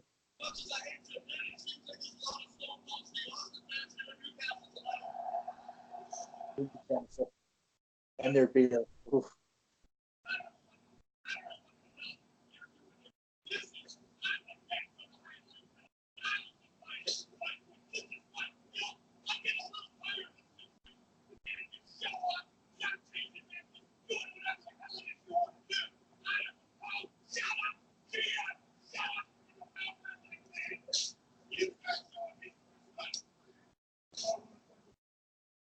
Eric Bischoff is underrated as a performer too. Yeah. People forget like how much heat he can generate. This podcast is solid as hell too. Oh yeah, he's so smart. And I found out listening to a podcast he did with Mr. Anderson, he's a Steelers fan too. There you go. I am not the world's biggest Steelers fan, but I know you guys are, so you know. Well, I mean, Steelers and the Cowboys have a classic rivalry too. Exactly. And yes, y'all have more rings for now.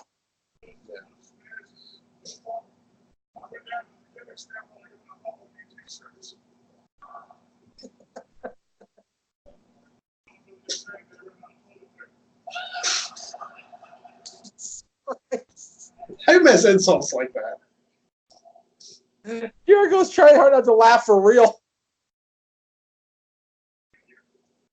I can't imagine doing these skits with Austin when he was in his comedic best and just completely deadpanning it. Like, there's no way. There's no way I could do it. Yeah. I'm sure they tried to crack each other up in the ring all the time. I know they did. Foley talked about it in all his books. Matter of fact, when Austin first got hurt in '97, him and Owen had a match. Yeah. They had a match, and they were talking about, you know, Meltzer was there, so they needed to not be comedic and have a 5-star type match. And then Mick got pissed and hurt. He's like, I'm too love. I'm supposed to suck. So they got this huge bag of popcorn. Like the type you see our King's mascot dump over people in the crowd. Yeah. And he hit Owen with it. And Owen went down like he'd been shot and made an angel out of the popcorn kernels. And Austin is just over in the corner like this, just trying not to laugh in public because Stone Cold doesn't laugh in public. Right. So and Foley even said that was worth more than any 5-star rating Meltzer could ever give us.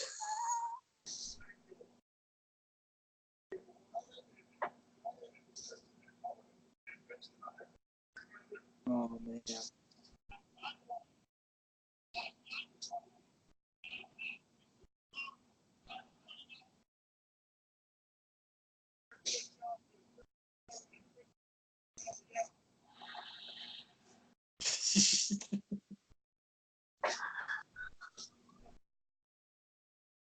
See, Stone Cold's haircut is like my goal to try to be able to do that for myself. Because like here's like my mom shaves my head. I've got this like stubble shit going. Yeah. So I don't have a full surrounding mirror in his house, my house like he does. And I'm a bleeder, man. If I hit a certain spot, I'm Norman Bates shower, man. Yeah. So like I want so bad to be able to get that length of hair, which is not. I want no hair on top of my head. It's either looks. This is supposed to have come to that in like a decade. So I say, yeah, you got your really short today. Yeah, I did. I remember old school Greg Cherry looked like that. Greg Cherry, the XMV fan, had that haircut. Yeah. Greg Cherry, my friend on MySpace, had that.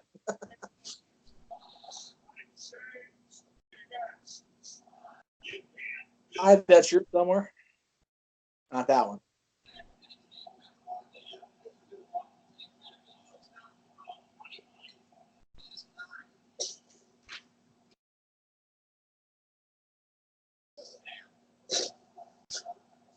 I love how the crowd's just doing this, just randomly doing this. It's like, and not in today's show.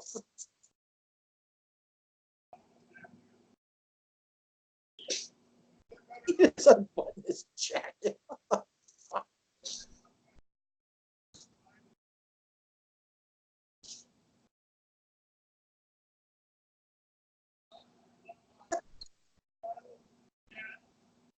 Oh my god.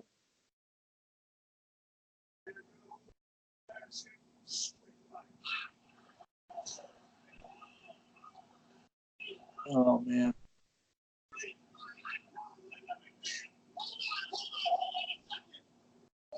This is my show. I do not appreciate Steve Austin coming to the ring.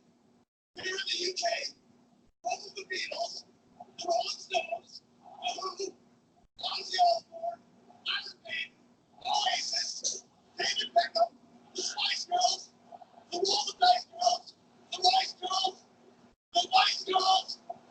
I am the host of this show. You will show me some respect for the coach ever not, Junior.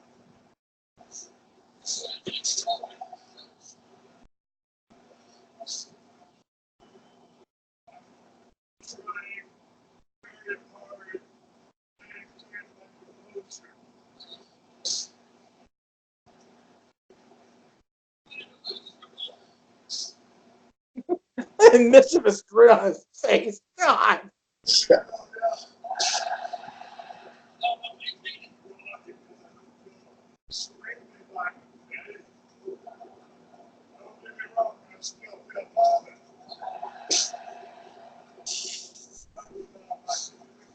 You're like guy in the front row there with the Dude Love bandana, the Mick Foley referee, and the Cactus Jack t-shirts. Yeah.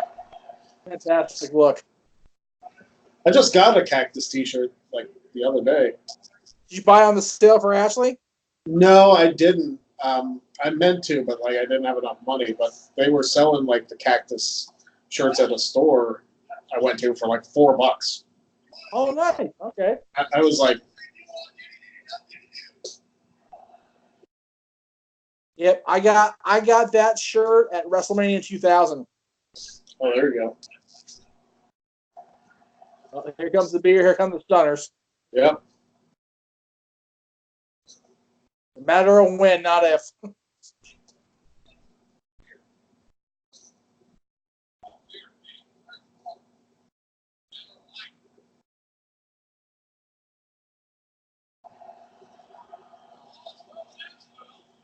Oh, hey, all well ends well, I guess.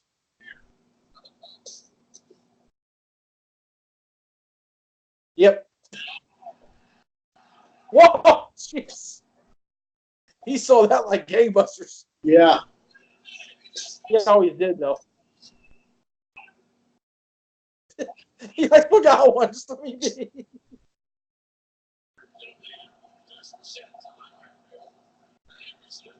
I got no security now.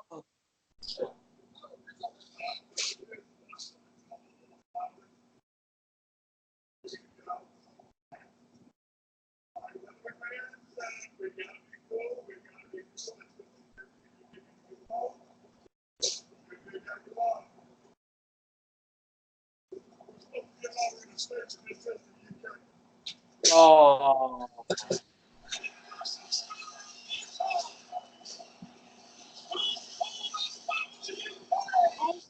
So cold. Good. All right, I can turn it down now. Yes. Oh my goodness.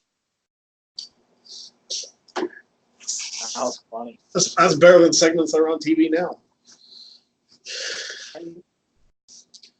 See, I wish they do more of this random stuff where I hate the scripted promos. I've said it for years. Yeah. Oh, Jericho's going to get another stutter. Oh, I just punched in the face. Look at camera. Selling into the cameraman. Whoa! What the hell, Mark Eaton? Somebody got shot. You cannot throw a beer to the crowd on purpose. That's not good. Yeah. You get them drunk, you're liable. Somebody said at one point, whoever throws Austin his beer should be in the Hall of Fame. Mark Eaton, Because he always hits them. So. Yeah. Well, the trick was get an underhand shot and lob the shit out of it. Yeah. He always told me that anyway. Yeah. He almost walked into the act. Yeah, he did. Arn with long hair and no beard. It's weird. And Flair with long hair again. Yeah.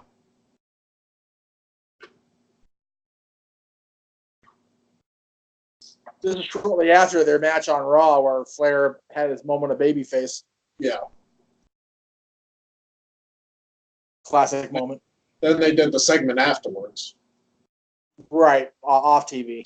Yeah. Yeah, it was the night after Judgment Day. Mm-hmm.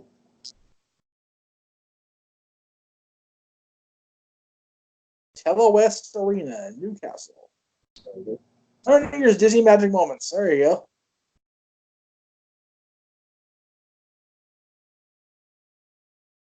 Here we go. All right, I'm gonna go get a drink. I'll be right back. What is new? What's No whiskey in his face, guard.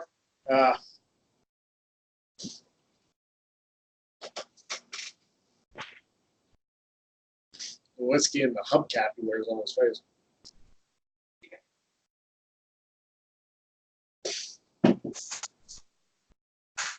Ow, yes.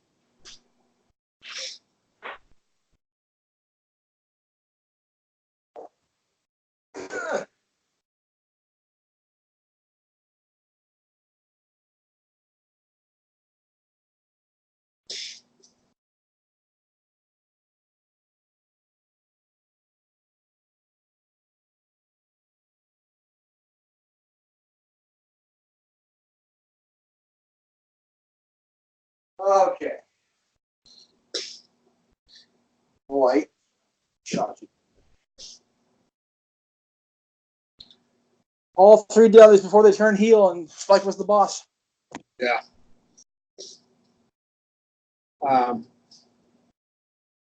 It's also weird to see Teddy Long with Nowitzki at this point, because wasn't he doing the White Boy Challenge? I think so. There you go. If I can recommend a monster to you guys, if you don't want to have too much impact on your system, Monster Rehab. I will show for this shit forever. Monster Ripper. That's a different one. Tea plus lemonade plus energy. There's no carbonation, so you're not getting the bubbles messing with your stomach and whatnot. And it's not near as heartburn inducing as a regular Monster. And see, I have the GERD, so I have to avoid the heartburn at all costs. I'm trying to remember why they had an issue with Teddy here. Yeah. Nowitzki looking like the Phantom of the Opera. Well, that's what his career pretty much was after that. Phantom, yeah. And you have the worst match of all time, you're going to suffer. Well, was he wearing that because the fact that he got concussed at 03 Rumble because Edge landed on his face? That was part of it, yep. He didn't wrestle much after this, I'm guessing. He was probably like out of the ring by then. Yeah, he's pretty much done. And then there's Rodney Mack, who, you know, I haven't seen him or heard of him in forever. Yeah. And there's Bubba, who's still a Ring of Honor. Yeah. Devon, who's working as a producer. Yeah, Devon, who's a producer in WWE, and Spike, who's still a math teacher. Yeah. And Charles Robinson, who's still a referee. And looking like that. Yep.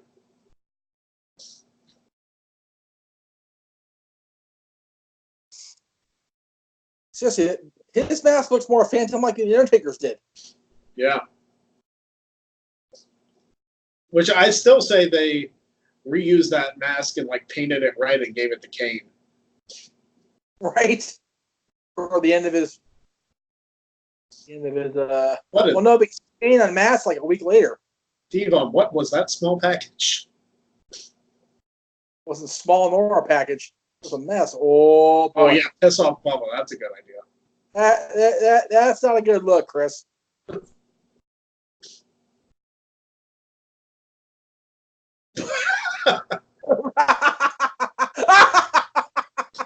You're like, nope. I'm waiting for Bubba to chop him in the chest. Right. Here it comes. Aye. Have you taken a chop before? Yes. I mean, I'm sure it wasn't tariff bad, but No, on one of the early XMVs, Jack Evans chopped both of us. okay. Mine wasn't on air, though. I refused that on air because I didn't want to cry on the air. Yeah, chops are no. And they showed Mike's because he was preparing for the match with Noah, so he wanted to, show how tough. Right.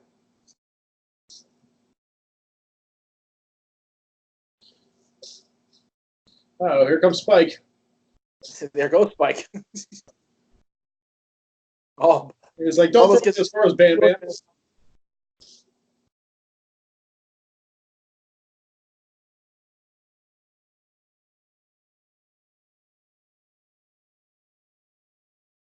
Not to make light of the condition, and I'm sorry if this offends anybody out there watching. I deeply apologize in advance. But didn't Teddy Long always look like a cancer patient after he joined WWE?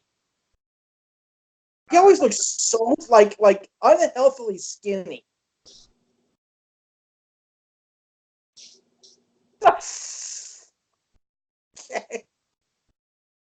All right then.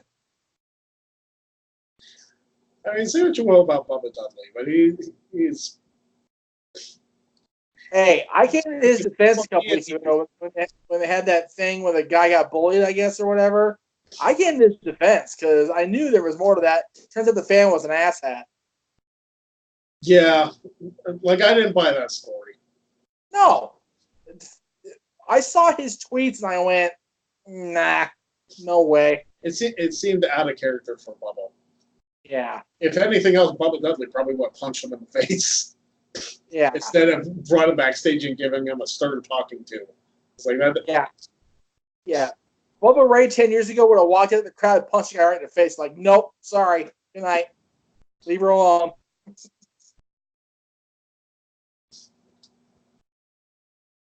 Yeah, it turns out that guy's been harassing people for a while now, so it's like, whatever.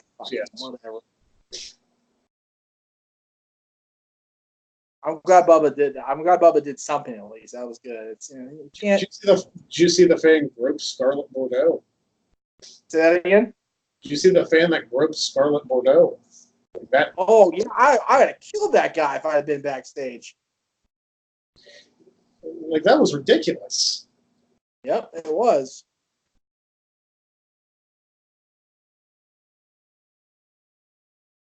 Well, it's like, that now infamous shot of Natty up against the crowd and the guy's hands like right here. It's like, oh geez, guys, come on. It's like, here's Teddy Long. Oh God. It was his last match before his classic with Bischoff at the 05 Survivor Series. Yes. It actually may not have been his last match, but probably should have been. Say that again? I said it might not have been his last match, but it probably should have been. He definitely should have been, if anything.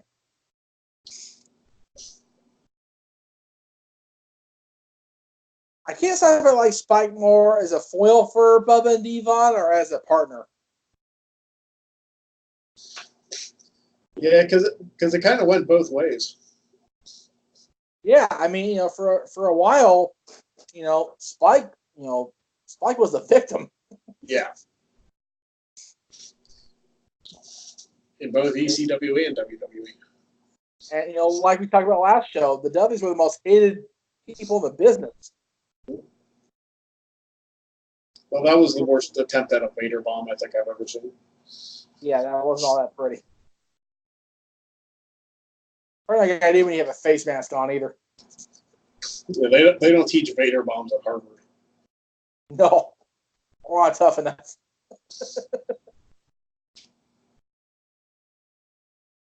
Go ahead, Teddy, get in there. A non-Samoan with a Samoan drop. Yeah. Don't see that often. Here we go. Oh, no, it's going to be a flapjack. I'm sorry. Yeah. I was going to say, Bubba wasn't in the right position. Oh, man. No, I'll put you in the tag team match, player. That's right. 2-on-2. Take Spike out, player. And if you don't like that, then you go one-on-one against The Undertaker. Right.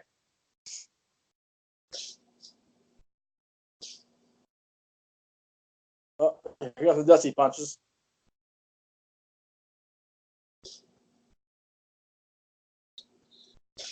What was the ECW event where Dusty faced Carino? We had this discussion. I think it was Living Dangerously 2000. It was early 2000. I know that. Because Dusty was in between his stints at WCW at the time.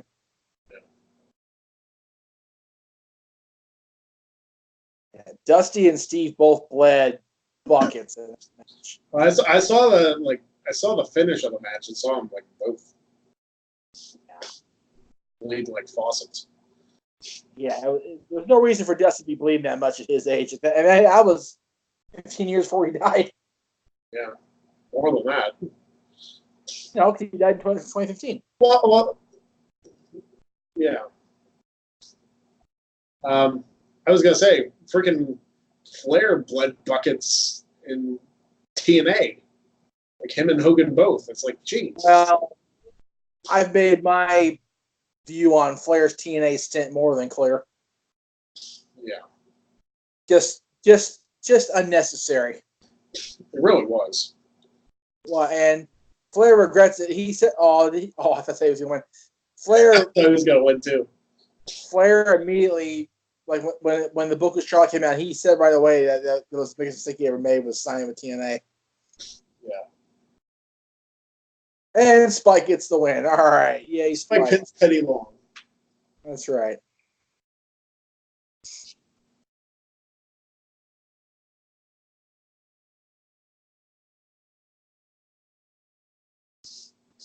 Oh, the face mask off the face. Well, somebody's going through a table. It's probably going to be Nowinski. Oh, it probably will be.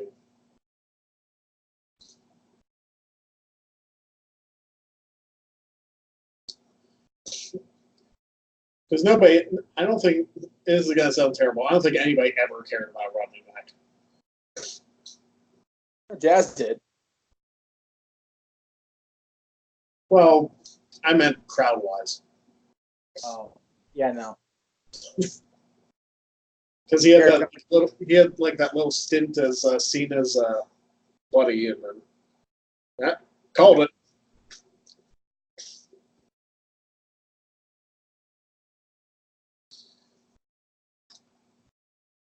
Harbor Boy goes to the table. Yeah. And the thing, members of both sides of the team are Hall of Famers now. Yeah.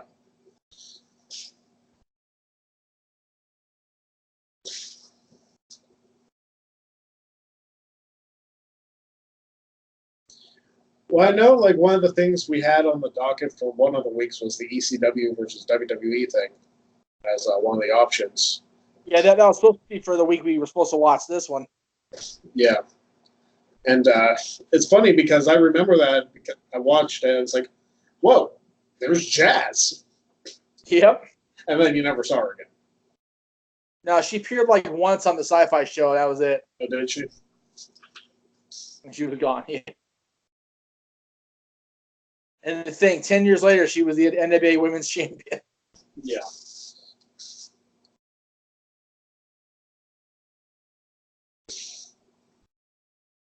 Love being friendly with the fans. Wow. Yeah. Oh. I like listening to his stuff on Busted Open also.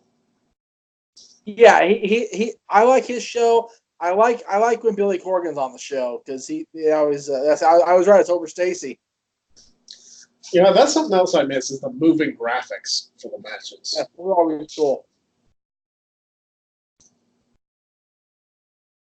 We still got almost a half. We got over a half hour to go still. I just watched the episode of How I Met Your Mother with Stacy in it. Oh, there you go. I'll tell you, she is the one. I think she's honestly the only WWE female personality I wish had done Playboy. that didn't do it. Maybe Trish too, but Stacy more.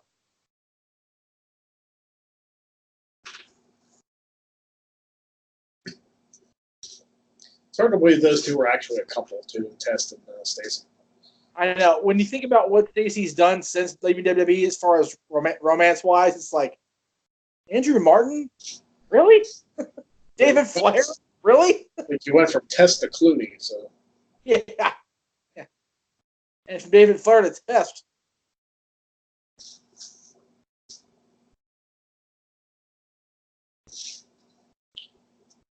And Scott Steiner and his mathematician skills. Yeah.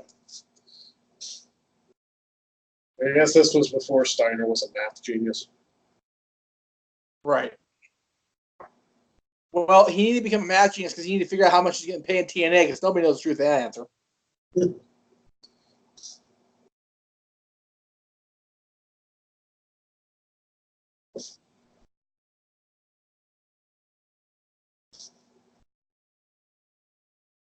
Yeah, I think I remember what happens here. I won't say anything so I don't spoil it, but Here comes Val Venus. yeah. Oh, wait, no, you know what? What I think happens in the next wrestle. Yes, it's Val Venus after he stopped being Chief Morley.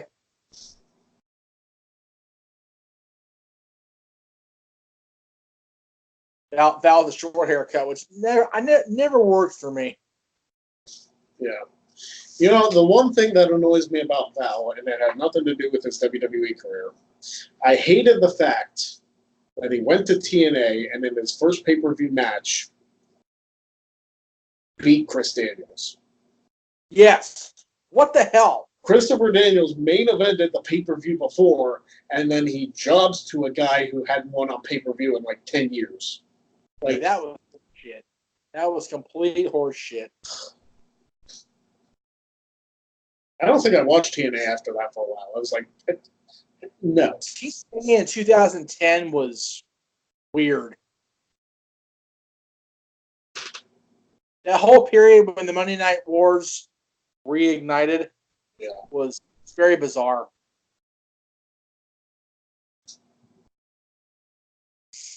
I wonder. I am, people are skeptical about AEW's success. I am so happy they chose not to, if they do indeed choose this route, they chose not to go on Monday nights because competition is better for everybody than direct competition. As long as I personally would love to see them on Thursdays.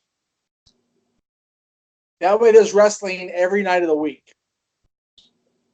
Well, they were rumored to do Tuesdays when SmackDown went to Fridays. Right. Well, Tuesday is still, for me, it's still the home of 205 Live, and I watch Championship Wrestling Arizona on Tuesdays on Fight TV. So, you know what the ridiculous thing is about Stacy Keibler? She still looks that good. She looked amazing at the Hall of Fame. Yeah. But people pop for her more than they pop for anybody, I think, the whole night. Well, that's because Stacy hadn't been in WWE since 05. I know. Seriously, she went through Dancing with the Stars and then just kind of disappeared from in the thin air. I mean, she did Dancing with the Stars. She did like some acting gigs too. So, right. Well, I've seen, as far as WWE fans, she was just gone. Yeah. And I still maintain she should have won Dancing with the Stars. I will forever say that she got screwed. I was honestly hoping like Stacy's first WWE appearance would be in a women's Royal Rumble. That would have been nice. Like the pop she would have got for entering the match, I think would have been ridiculous. Yep. Well, like I said, even as small a crowd as they ended up getting at the Hall of Fame, they popped the roof for her. It was awesome.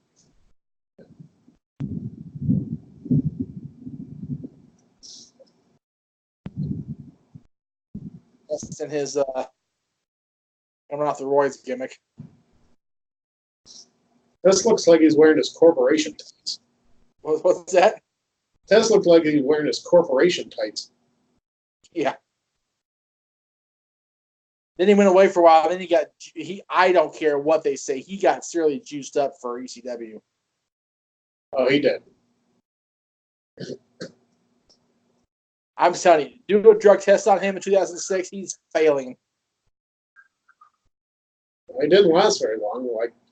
He got his ECW title shot against Lashley and failed. Yeah. Yeah.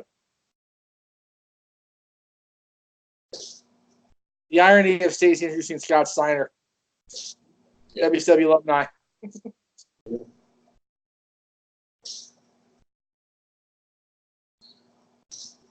I do kind of wish Steiner's time in like his second run in WWE would have been better.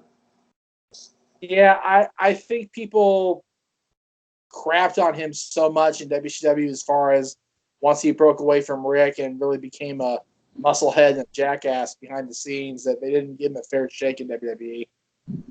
I don't even think it was that. I think it was his garbage matches against Triple H. Like the 03 Rumble. Oh my gosh, it was so bad. Yep.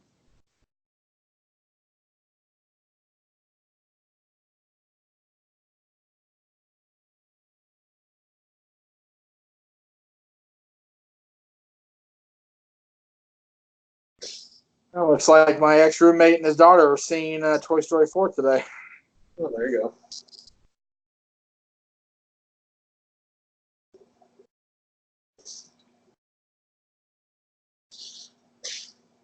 I can only imagine, like, do you think WWE would ever give Steiner a Hall of Fame induction?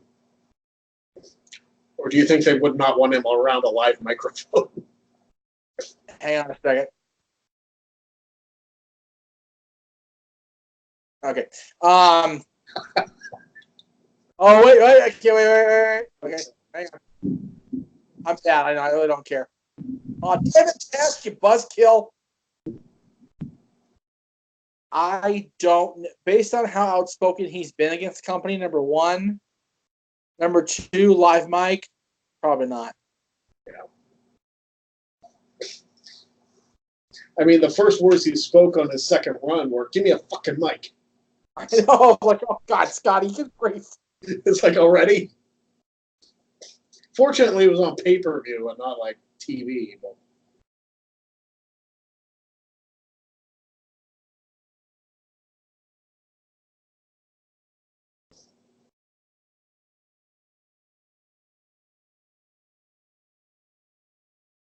Hang on one second. I'm watching. I'm just trying to answer a text here too.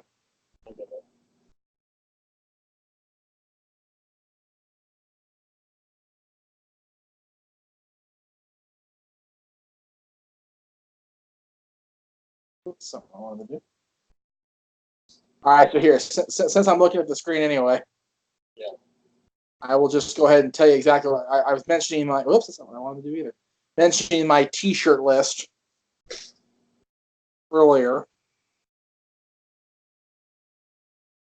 All right, on my T-shirt list, and Aaron, if you're watching this, and you should be watching this is a damn good show, even though we're talking more about our lives than we are talking about the pay-per-view, which we do every week anyway. Yeah, very much. The first shirt on my list is the No DQ, Here's the Thing shirt. That's just my shirt that I don't have. There you go. NWA shirt, AEW shirt, a classic Ring of Honor shirt. That I need you to say it like you said it, because you say it better. Keep calm and Sensei Sean. Sensei Sean. Yeah, say it like that. Because it sounds like a bad Sean O'Hare shirt when you say it. It's funnier than hell. Yeah. The No DQ ladies shirt. I would definitely want the Kayfabe Candy Ass shirt. The 2 Galaxy shirts. The review shirt. I found one on here. It's awesome. I'm going to get one for you too. Eat, Sleep, Podcast, Repeat. Well, we might get sued by Heyman, so. It's true. Because Paul's suing everybody apparently for that. Yeah. There's 2 Adam Pearce shirts I want. If you're not familiar with Adam Pearce, 5 times holder of the world's title, 10 pounds ago. The first one says four lines. Find a reason to smile. Help when you can. Be grateful. Don't be an asshole. Yeah. And then the other one says, who booked this shit? Yeah. The Hogan shirt I told you about. There's an awesome Harley Race King of Wrestling shirt. It's got like a graphic of Harley with this, the belt, and him doing a pile driver. It's an awesome shirt. Jake the Snake shirt. An 83 Weeks shirt. And by the way, I know we shouldn't plug other people's podcasts, but I love 83 Weeks there at Bischoff, so I'm buying the shirt. I don't care what you plug on here. Okay. Bret Hart, Hitman Skull shirt, a Macho Man shirt, and the NWO Trio shirt they sold when they did their reunion. Yeah, that's a cool shirt. Yeah, that's my primary list this year because people think I have too many wrestling shirts. I don't have enough.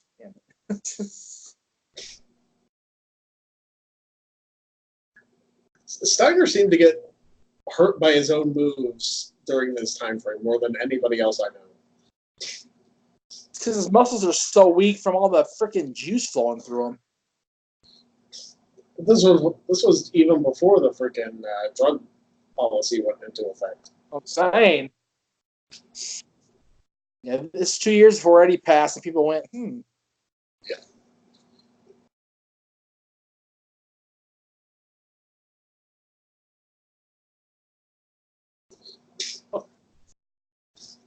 The killer towel. Towel of death.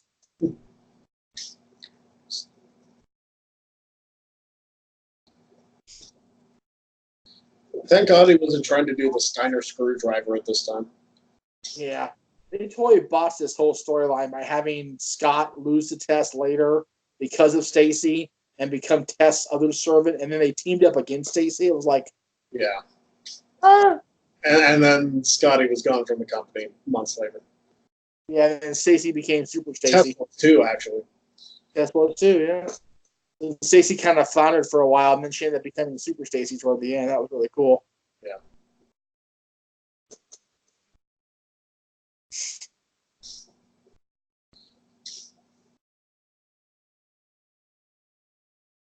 You know, I think Val Venus is the least offensive referee gear on a male wrestler I've ever seen. Yeah. Regular size ref shirt, not 2 sizes bent too small. And regular shorts, not Shawn Michaels bicycle shorts. I was just about to bring up Shawn from SummerSlam. SummerSlam. How about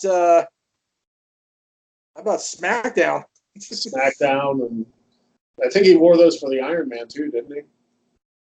They weren't near as short for the Iron Man match, so they were actually about the Val Venus length here. The ones he wore The first 2 times when he refereed SummerSlam and he refereed the one that stand out the most are the freaking the bicycle shorts he wore when he did the promo on Jerry where he's like jumping in the air and giving him a crotch chop. Yeah. Those shorts were absurd. Now I get it, Sean was in a drug-induced coma at that point, pretty much. But Jesus. Yeah. Makes me wonder what Al was for that promo. The one good thing that the Steiner test feud got, do you remember like the music video to this? To the song No. Kate? So good. I remember that.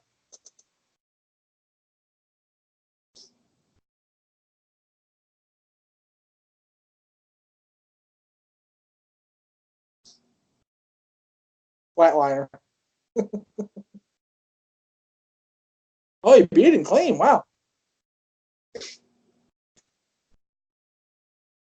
It's amazing how a little thing like entering the ring with just enough sexiness makes everything. It's like she knew how to flex her legs and flex her ass and make that ring rope be the envy of every guy in the room. And then for years you saw the beautiful people like trying to do something similar to that, but it was never the same. It wasn't the same, but Velvet's ass was all right by me. Still is. Sorry, Bubba. Don't get mad at me and beat me up or whatever, but yeah. I'm glad her and Angelina and Mandy have a spot in Ring of Honor. That's cool. Yep. The allure. Wrestle, though. They were supposed to debut on this last week's episode, but they attacked their opponents during the commercial break before the match started. So,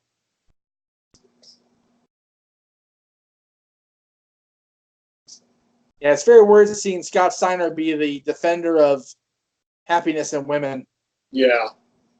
Very bizarre. Mm. Especially since he's the big bad boy. That time. And look how Jack Nash is. Jesus.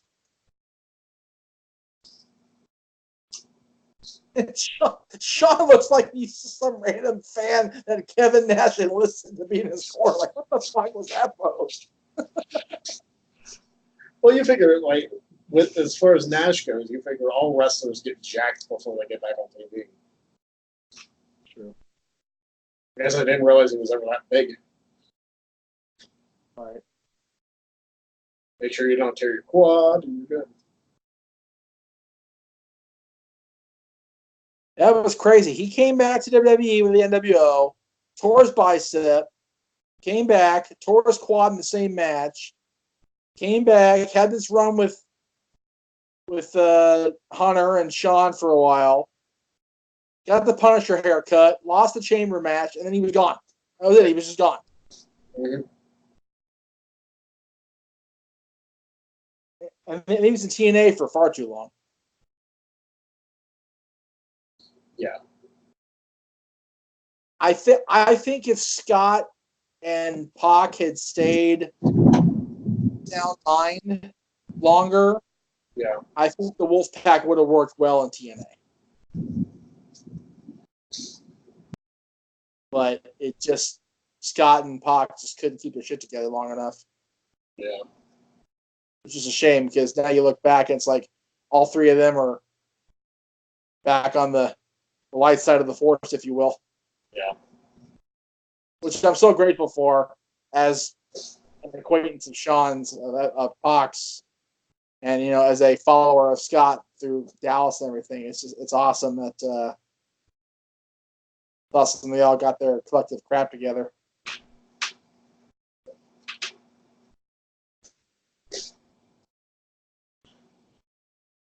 The big gold belt. So they promoted the Hell in a Cell match. After this. Soon after this was Bad Blood. Like a week, maybe 2. Okay, so they had already been promoting Hell in a Cell. What's that? They had already been promoting Hell in a Cell between the two of them. Yeah, probably. I remember. Was Foley introduced as referee to Raw before? Yes. Yes. I can't get over the whole Hunter trying to be Flair thing with the nice clothes and the clean face and the long hair. It's like, yeah, he was natured out completely back then. Oh yeah.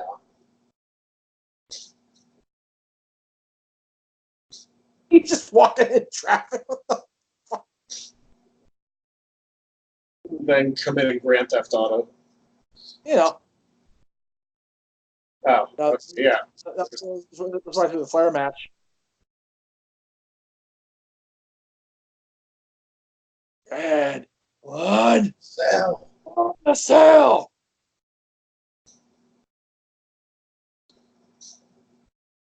There you go. Ask you shall receive. They're going to use the same promo in a couple weeks for the other pay-per-view. And no, for the people who watch TNA and see that back, no, that BDC does not stand for Beatdown Clan. It stands for Big Daddy Cool. Right. Big Daddy Cool, folks. Shawnee still had most of his hair. Yeah. Not a good idea to wear the hat with the adjustable cap, though, because you can see his forehead is just prominent. Mm-hmm. Not a good idea.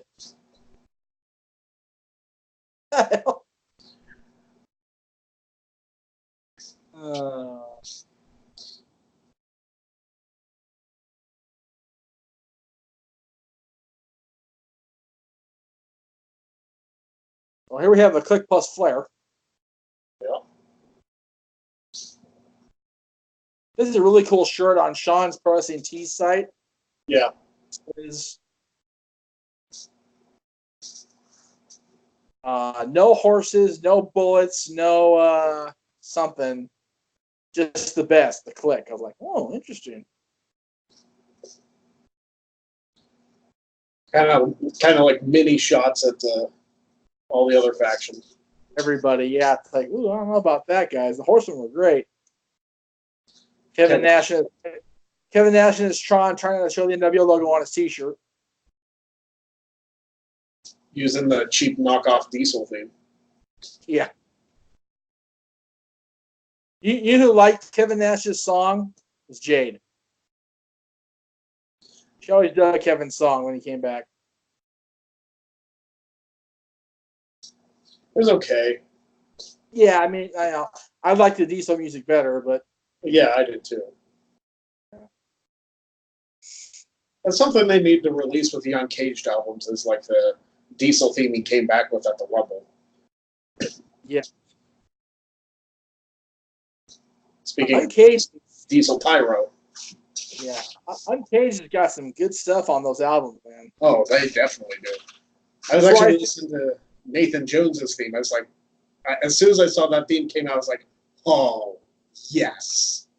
Yeah, they have the acoustic of both voices and I Walk Alone. I'm like, download. Yeah. I like the acoustics of those better than I like the actual song.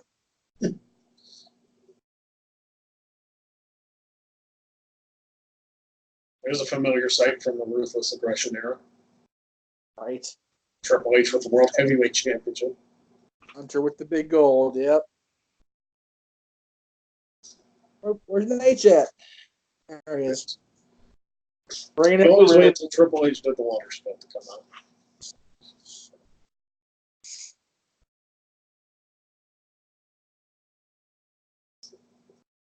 So all in all, not a bad show. No. I'm pleasantly surprised. We enjoyed this show. Yeah. We talked a lot through it, but it was. We did. Yeah. But the women's match at the beginning was really solid. It was, again, people forget how underrated the women of Raw were back then because we think about how great things are now and how the women have evolved over the last, say 4 or 5 years. But even back then, you had Trish, you had Jazz, you had quite a few people. So it was decent stuff back then. Victoria was there, Molly was there, Gail was there. Yeah, Lita came back at the end of 03. Yeah. Mr. She Next to it. Trish went to the rocket ship because she turned heel and went shot to the stratosphere. Speaking of underrated heel turns. Yes, my goodness. I felt personally betrayed by that. Like, I really did. Yeah. I was like, bitch, what the hell? And then she became like Stephanie in that she would do that little sideways glance and get that look on her lips and like get that little sly look. It's like, yeah, like she's just too pretty to be evil. But damn it, I'll take the evil. Yeah, pretty much. Yeah. Like, it's so weird, like, how Stephanie evolved on TV. Because she went from, like, super awkward in 99 to, like, as soon as she turned heel, it's like, oh, hi, Stephanie. Yeah. And, like, even before she became what Jericho was calling a slut no one, she was gorgeous in 2000. Yeah. Like I said, Stephanie mastered the whole look like this and kind of give like a little sly, little like evil smile. But Trish took that shit and ran with it. Not Kevin Nash's best year, by the way. Yeah, you know, I never liked the leather diesel type gear. It didn't, you know, as weird as this is going to sound, coming from a Kevin Nash fan, I always liked the like the half shorts he wore in TNA when he was wrestling in the X Division. Those were all right. Hang on a second here.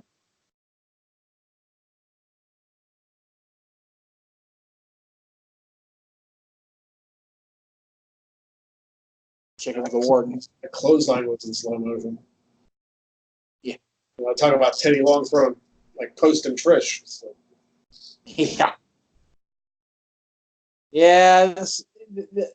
I think Kevin's knees really started giving out at him around this time. So, and he's had like how many surgeries since then?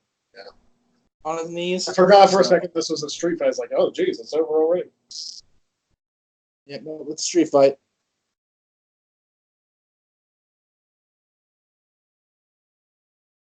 Fast forward 5 years, these two guys are the featured attraction at WrestleMania. Yeah. I was there. Is Flair bleeding? Probably. Yeah. Oh, yeah. Flair is gushing. Flair is gushing blood. He's not even in the match. Classic Ric Flair. Oh, no wonder he got posted, legit posted. That's why. He took the post the hard way. This is almost like a tag team match for the world title. Hell, I know. Oh, you see? Okay. You'll get this. Aaron wouldn't get. You'll get this. Kevin Nash then runs like Albert Pujols now. Yeah.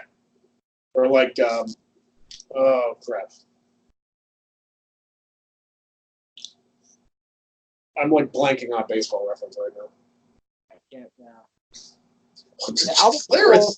Flair is like, jeez.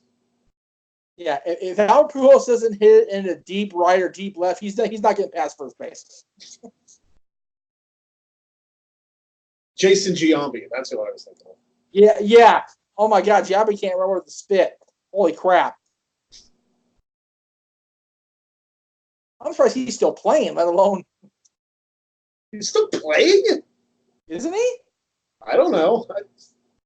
I thought he was, maybe not. I know Albert. Because I was with Albert's with the Angels. For some reason I know that he's still, but he's got like 200 home runs with the Angels by himself. So yeah, he's. I don't know.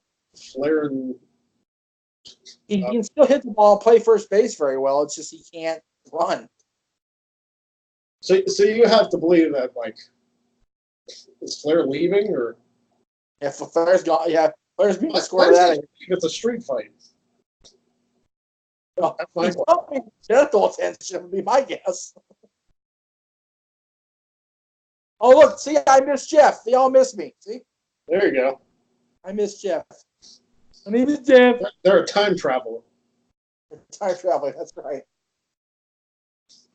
They knew we were watching this today, so they went back and made sure.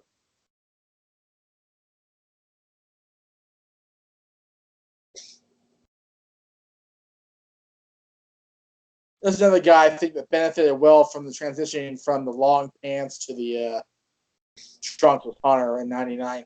Yeah. Long pants did not work for him. Know who else it surprisingly worked for? The Miz. Yes. The Miz always looked goofy with the freaking parachute pants.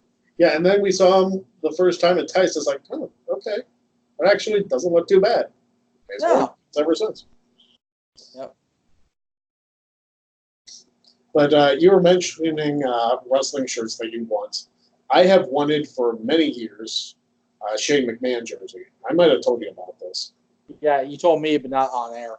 Okay. Yeah, I have a custom one coming in. Nice. Fantastic. And it's actually designed like his Unforgiven 2006 jersey. Okay. All right. Hell in a Cell with DX. Yeah. DX and Vince, yeah, and Joe. Yep. I'm excited for that. Should be coming in the next few days. Yeah, I don't. Tomorrow. I'd love to have it for the stream. What happened? I hope it comes in tomorrow. I'd love to have it for the stream. That'd be cool. Either tomorrow or Saturday. Well, are you streaming Saturday night or Sunday morning before the show? I'm shooting Sunday before the show. Okay. Like, literally, my stream will end and the WWE pre-show will start. Oh, got it. Okay. And Riff told me he was going to be, like, in the chat, so hopefully my super chat's going up. There you go. If I'm home, I'll be there. There you go. Nash made that big boot look effortless. Yeah, he did. Always did. And Hunter, and most people sold it pretty well for him, too. I mean, you know, how can you not sell for a 6'10", 300-pound guy, you know? Exactly.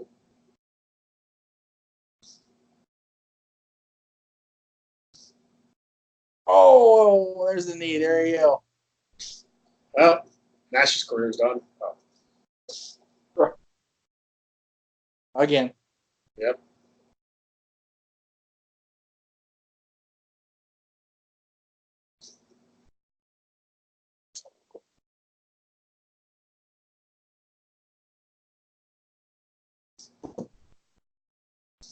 And he just chopped him down like a tree. Jesus. Yep. That's what you got to do when the guy's taller than you. You know, you think Bischoff would learn and then stop putting Earl in the ring with Hunter as a referee? Yeah. Like, Hunter's going to beat him up at some point. Mm-hmm.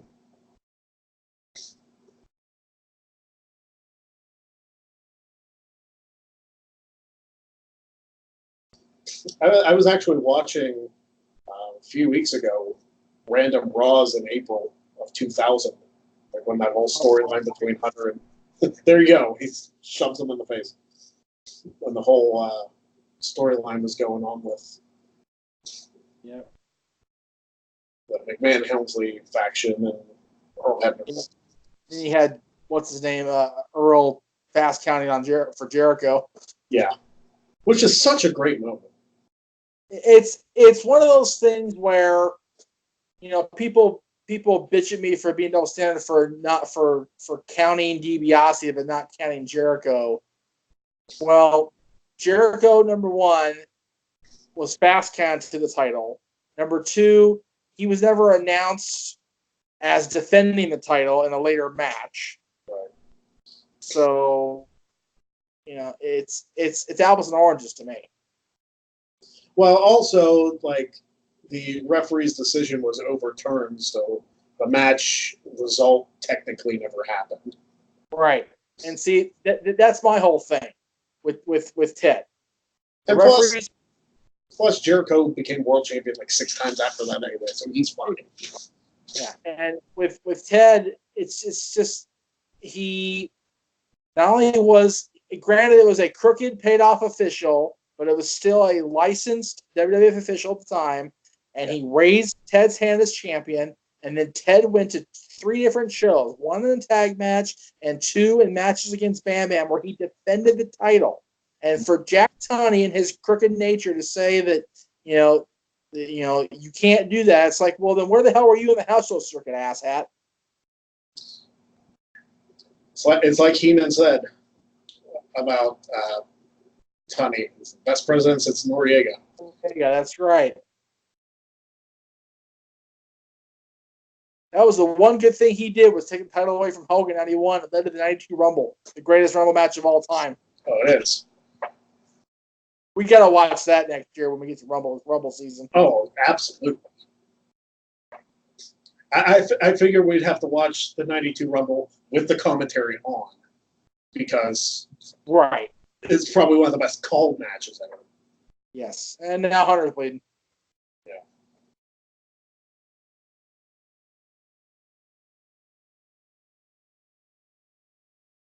I'll tell you what, nothing else. Evolution taught Orton and Batista to bleed well.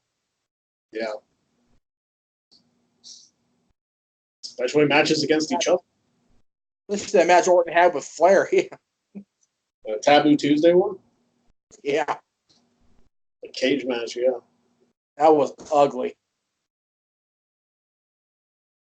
And I don't know how much Batista and Hunter bled in Hell in a Cell at Vengeance. But eventually, I want to rewatch Bad Blood 04. Okay. Because of the Hell in a Cell with Hunter and Shawn. Yes. I still have yet to see that match to this day. You haven't seen it? Not the whole way through. Well, that was a weak ass ref, but there we go. That's better.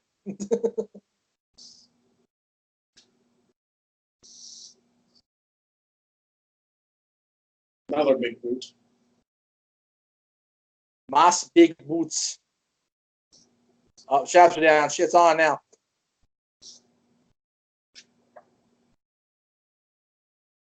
Look at the jackknife, even though he is not decent. I didn't even ref bump for a low blow in a street fight. That's my question. Yeah.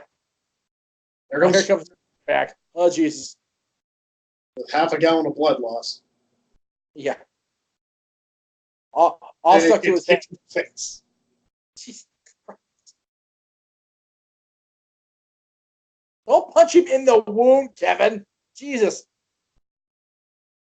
Unrelated to this match, which is par for the course with everything we do here.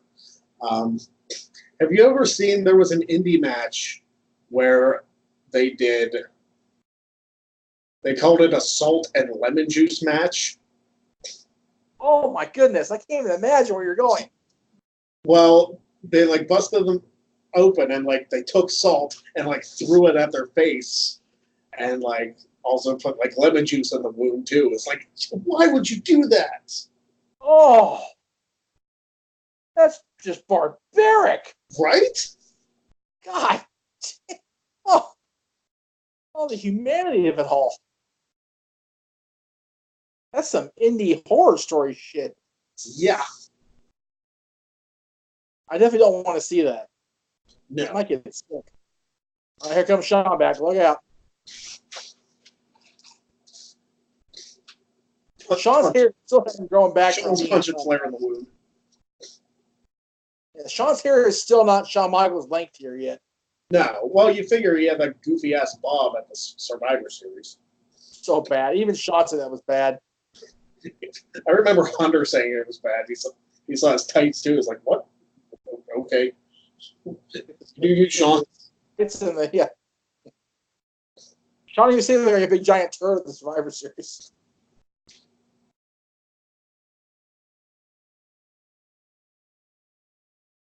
And luckily, there was more masks after that.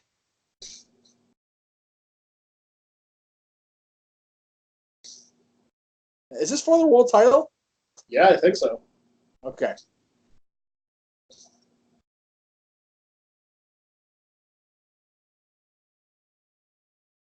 Kevin Nash taking forever to freaking. Well, that was about as good as a Big Show pedigree. There we go.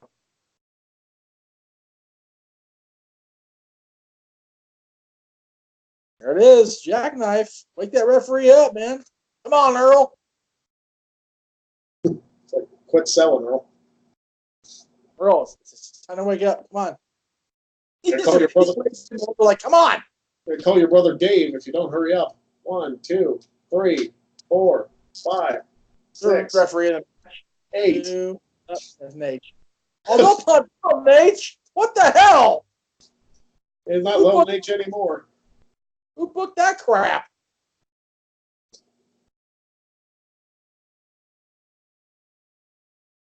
Can you please stop punching Ric Flair in the face? Can we please stop doing that now? I'm begging you, folks.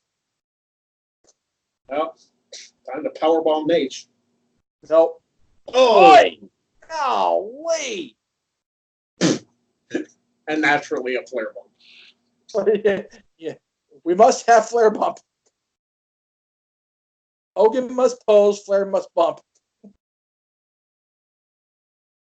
Come on, Earl. Crawl a little bit faster. Jesus. That was a hell. That may have been the best sledgehammer shot I've ever seen. Yeah, Besides the one fucking Unforgiven. Yeah, he freaking leveled him. The one Vince took, he broke it at me over the back of his neck. That was vicious. I'm sure. Well, I'm sure it was gimmicked. But still, the visual was superb. Oh yeah. Well, that's probably a reason you didn't see Vince on TV for like a long time after that. Yeah, because he legitimately broke his coccyx bone in that match. Like when you break your tailbone, you can't walk, let alone do heel stuff. Yeah. I bruised my tailbone in an arcade, man. It was not pleasant. I was a young kid then, too. Sledgehammer shot. Bam. God, seriously, I mean, he just... Watch this. Watch the speed of it. Wow! Waylaid him. Yeah, this is pre-evolution, Hunter and Flair. Yeah, just barely. Yeah, I mean, Evolution was around at like No Way Out with Steiner, but they hadn't. I think Batista got hurt, and then Orton got hurt again. Well, Orton came back shortly after Bad Blood, didn't he? I think so. I don't know so though. All right. There we go. It is Kids in all its glory. Next week, let me take this off the watch list since we already watched it. Next week, as we said, because of your votes that you guys did a long time ago, and I said, had a job, didn't have a job, didn't have a job, had a job, so it kind of went back and forth. But next week is King of the Ring 2002, which includes RVD versus Chris Jericho, Brock Lesnar versus Test, with the winners facing each other for the King of the Ring, Undertaker versus Triple H for the undisputed WWE title, Hollywood Hulk Hogan against Kurt Angle, Flair versus Guerrero, Hurricane defending the Cruiserweight title against Jamie by God Noble, Trish Stratus defending the Women's Championship against Molly Holly, and a cameo from the recently returned Get the F Out, Rock. There you go. That's next week's show. And as far as plugs, Sunday, I will have a live. Tomorrow I'll have a live stream. But and that'll be my predictions for Sunday's Stomping Grounds show, which Greg will have a live stream on Sunday. For Stomping Grounds or whatever you guys are going to be doing on Sunday. Yeah, it's my typical Sunday live stream. It'll definitely be a preview. I've already done my quick picks for Stomping Grounds because I can't break the rules and do my predictions the day of the show. Right. But as always, you guys can follow me on Twitter and Instagram at PA Sensation. Go to my YouTube channel. Well, you're here already. You're seeing this. If you're watching this, you know the YouTube channel. Subscribe. Do all that fun stuff. I got Luck at the Draw coming up next week. Probably won't be up next week because there'll be a ridiculous amount of editing. But I did put the top 10 moments up. I just put that up last night, so check it out if you haven't already. And And the Perfect T store for No DQ and for Greg Cherry both. You can find our shirts on there. You can find my 3 on the No DQ channel, and you can find a couple of Greg's on the No DQ shirts on their site. You can find his four. Yep. Shirts on PA Sensation. And buy them all. Buy a shirt, as Kevin Nash would say. And for Greg Cherry, this is Jeff Meacham saying we will see you next week on Wrestling Rewind.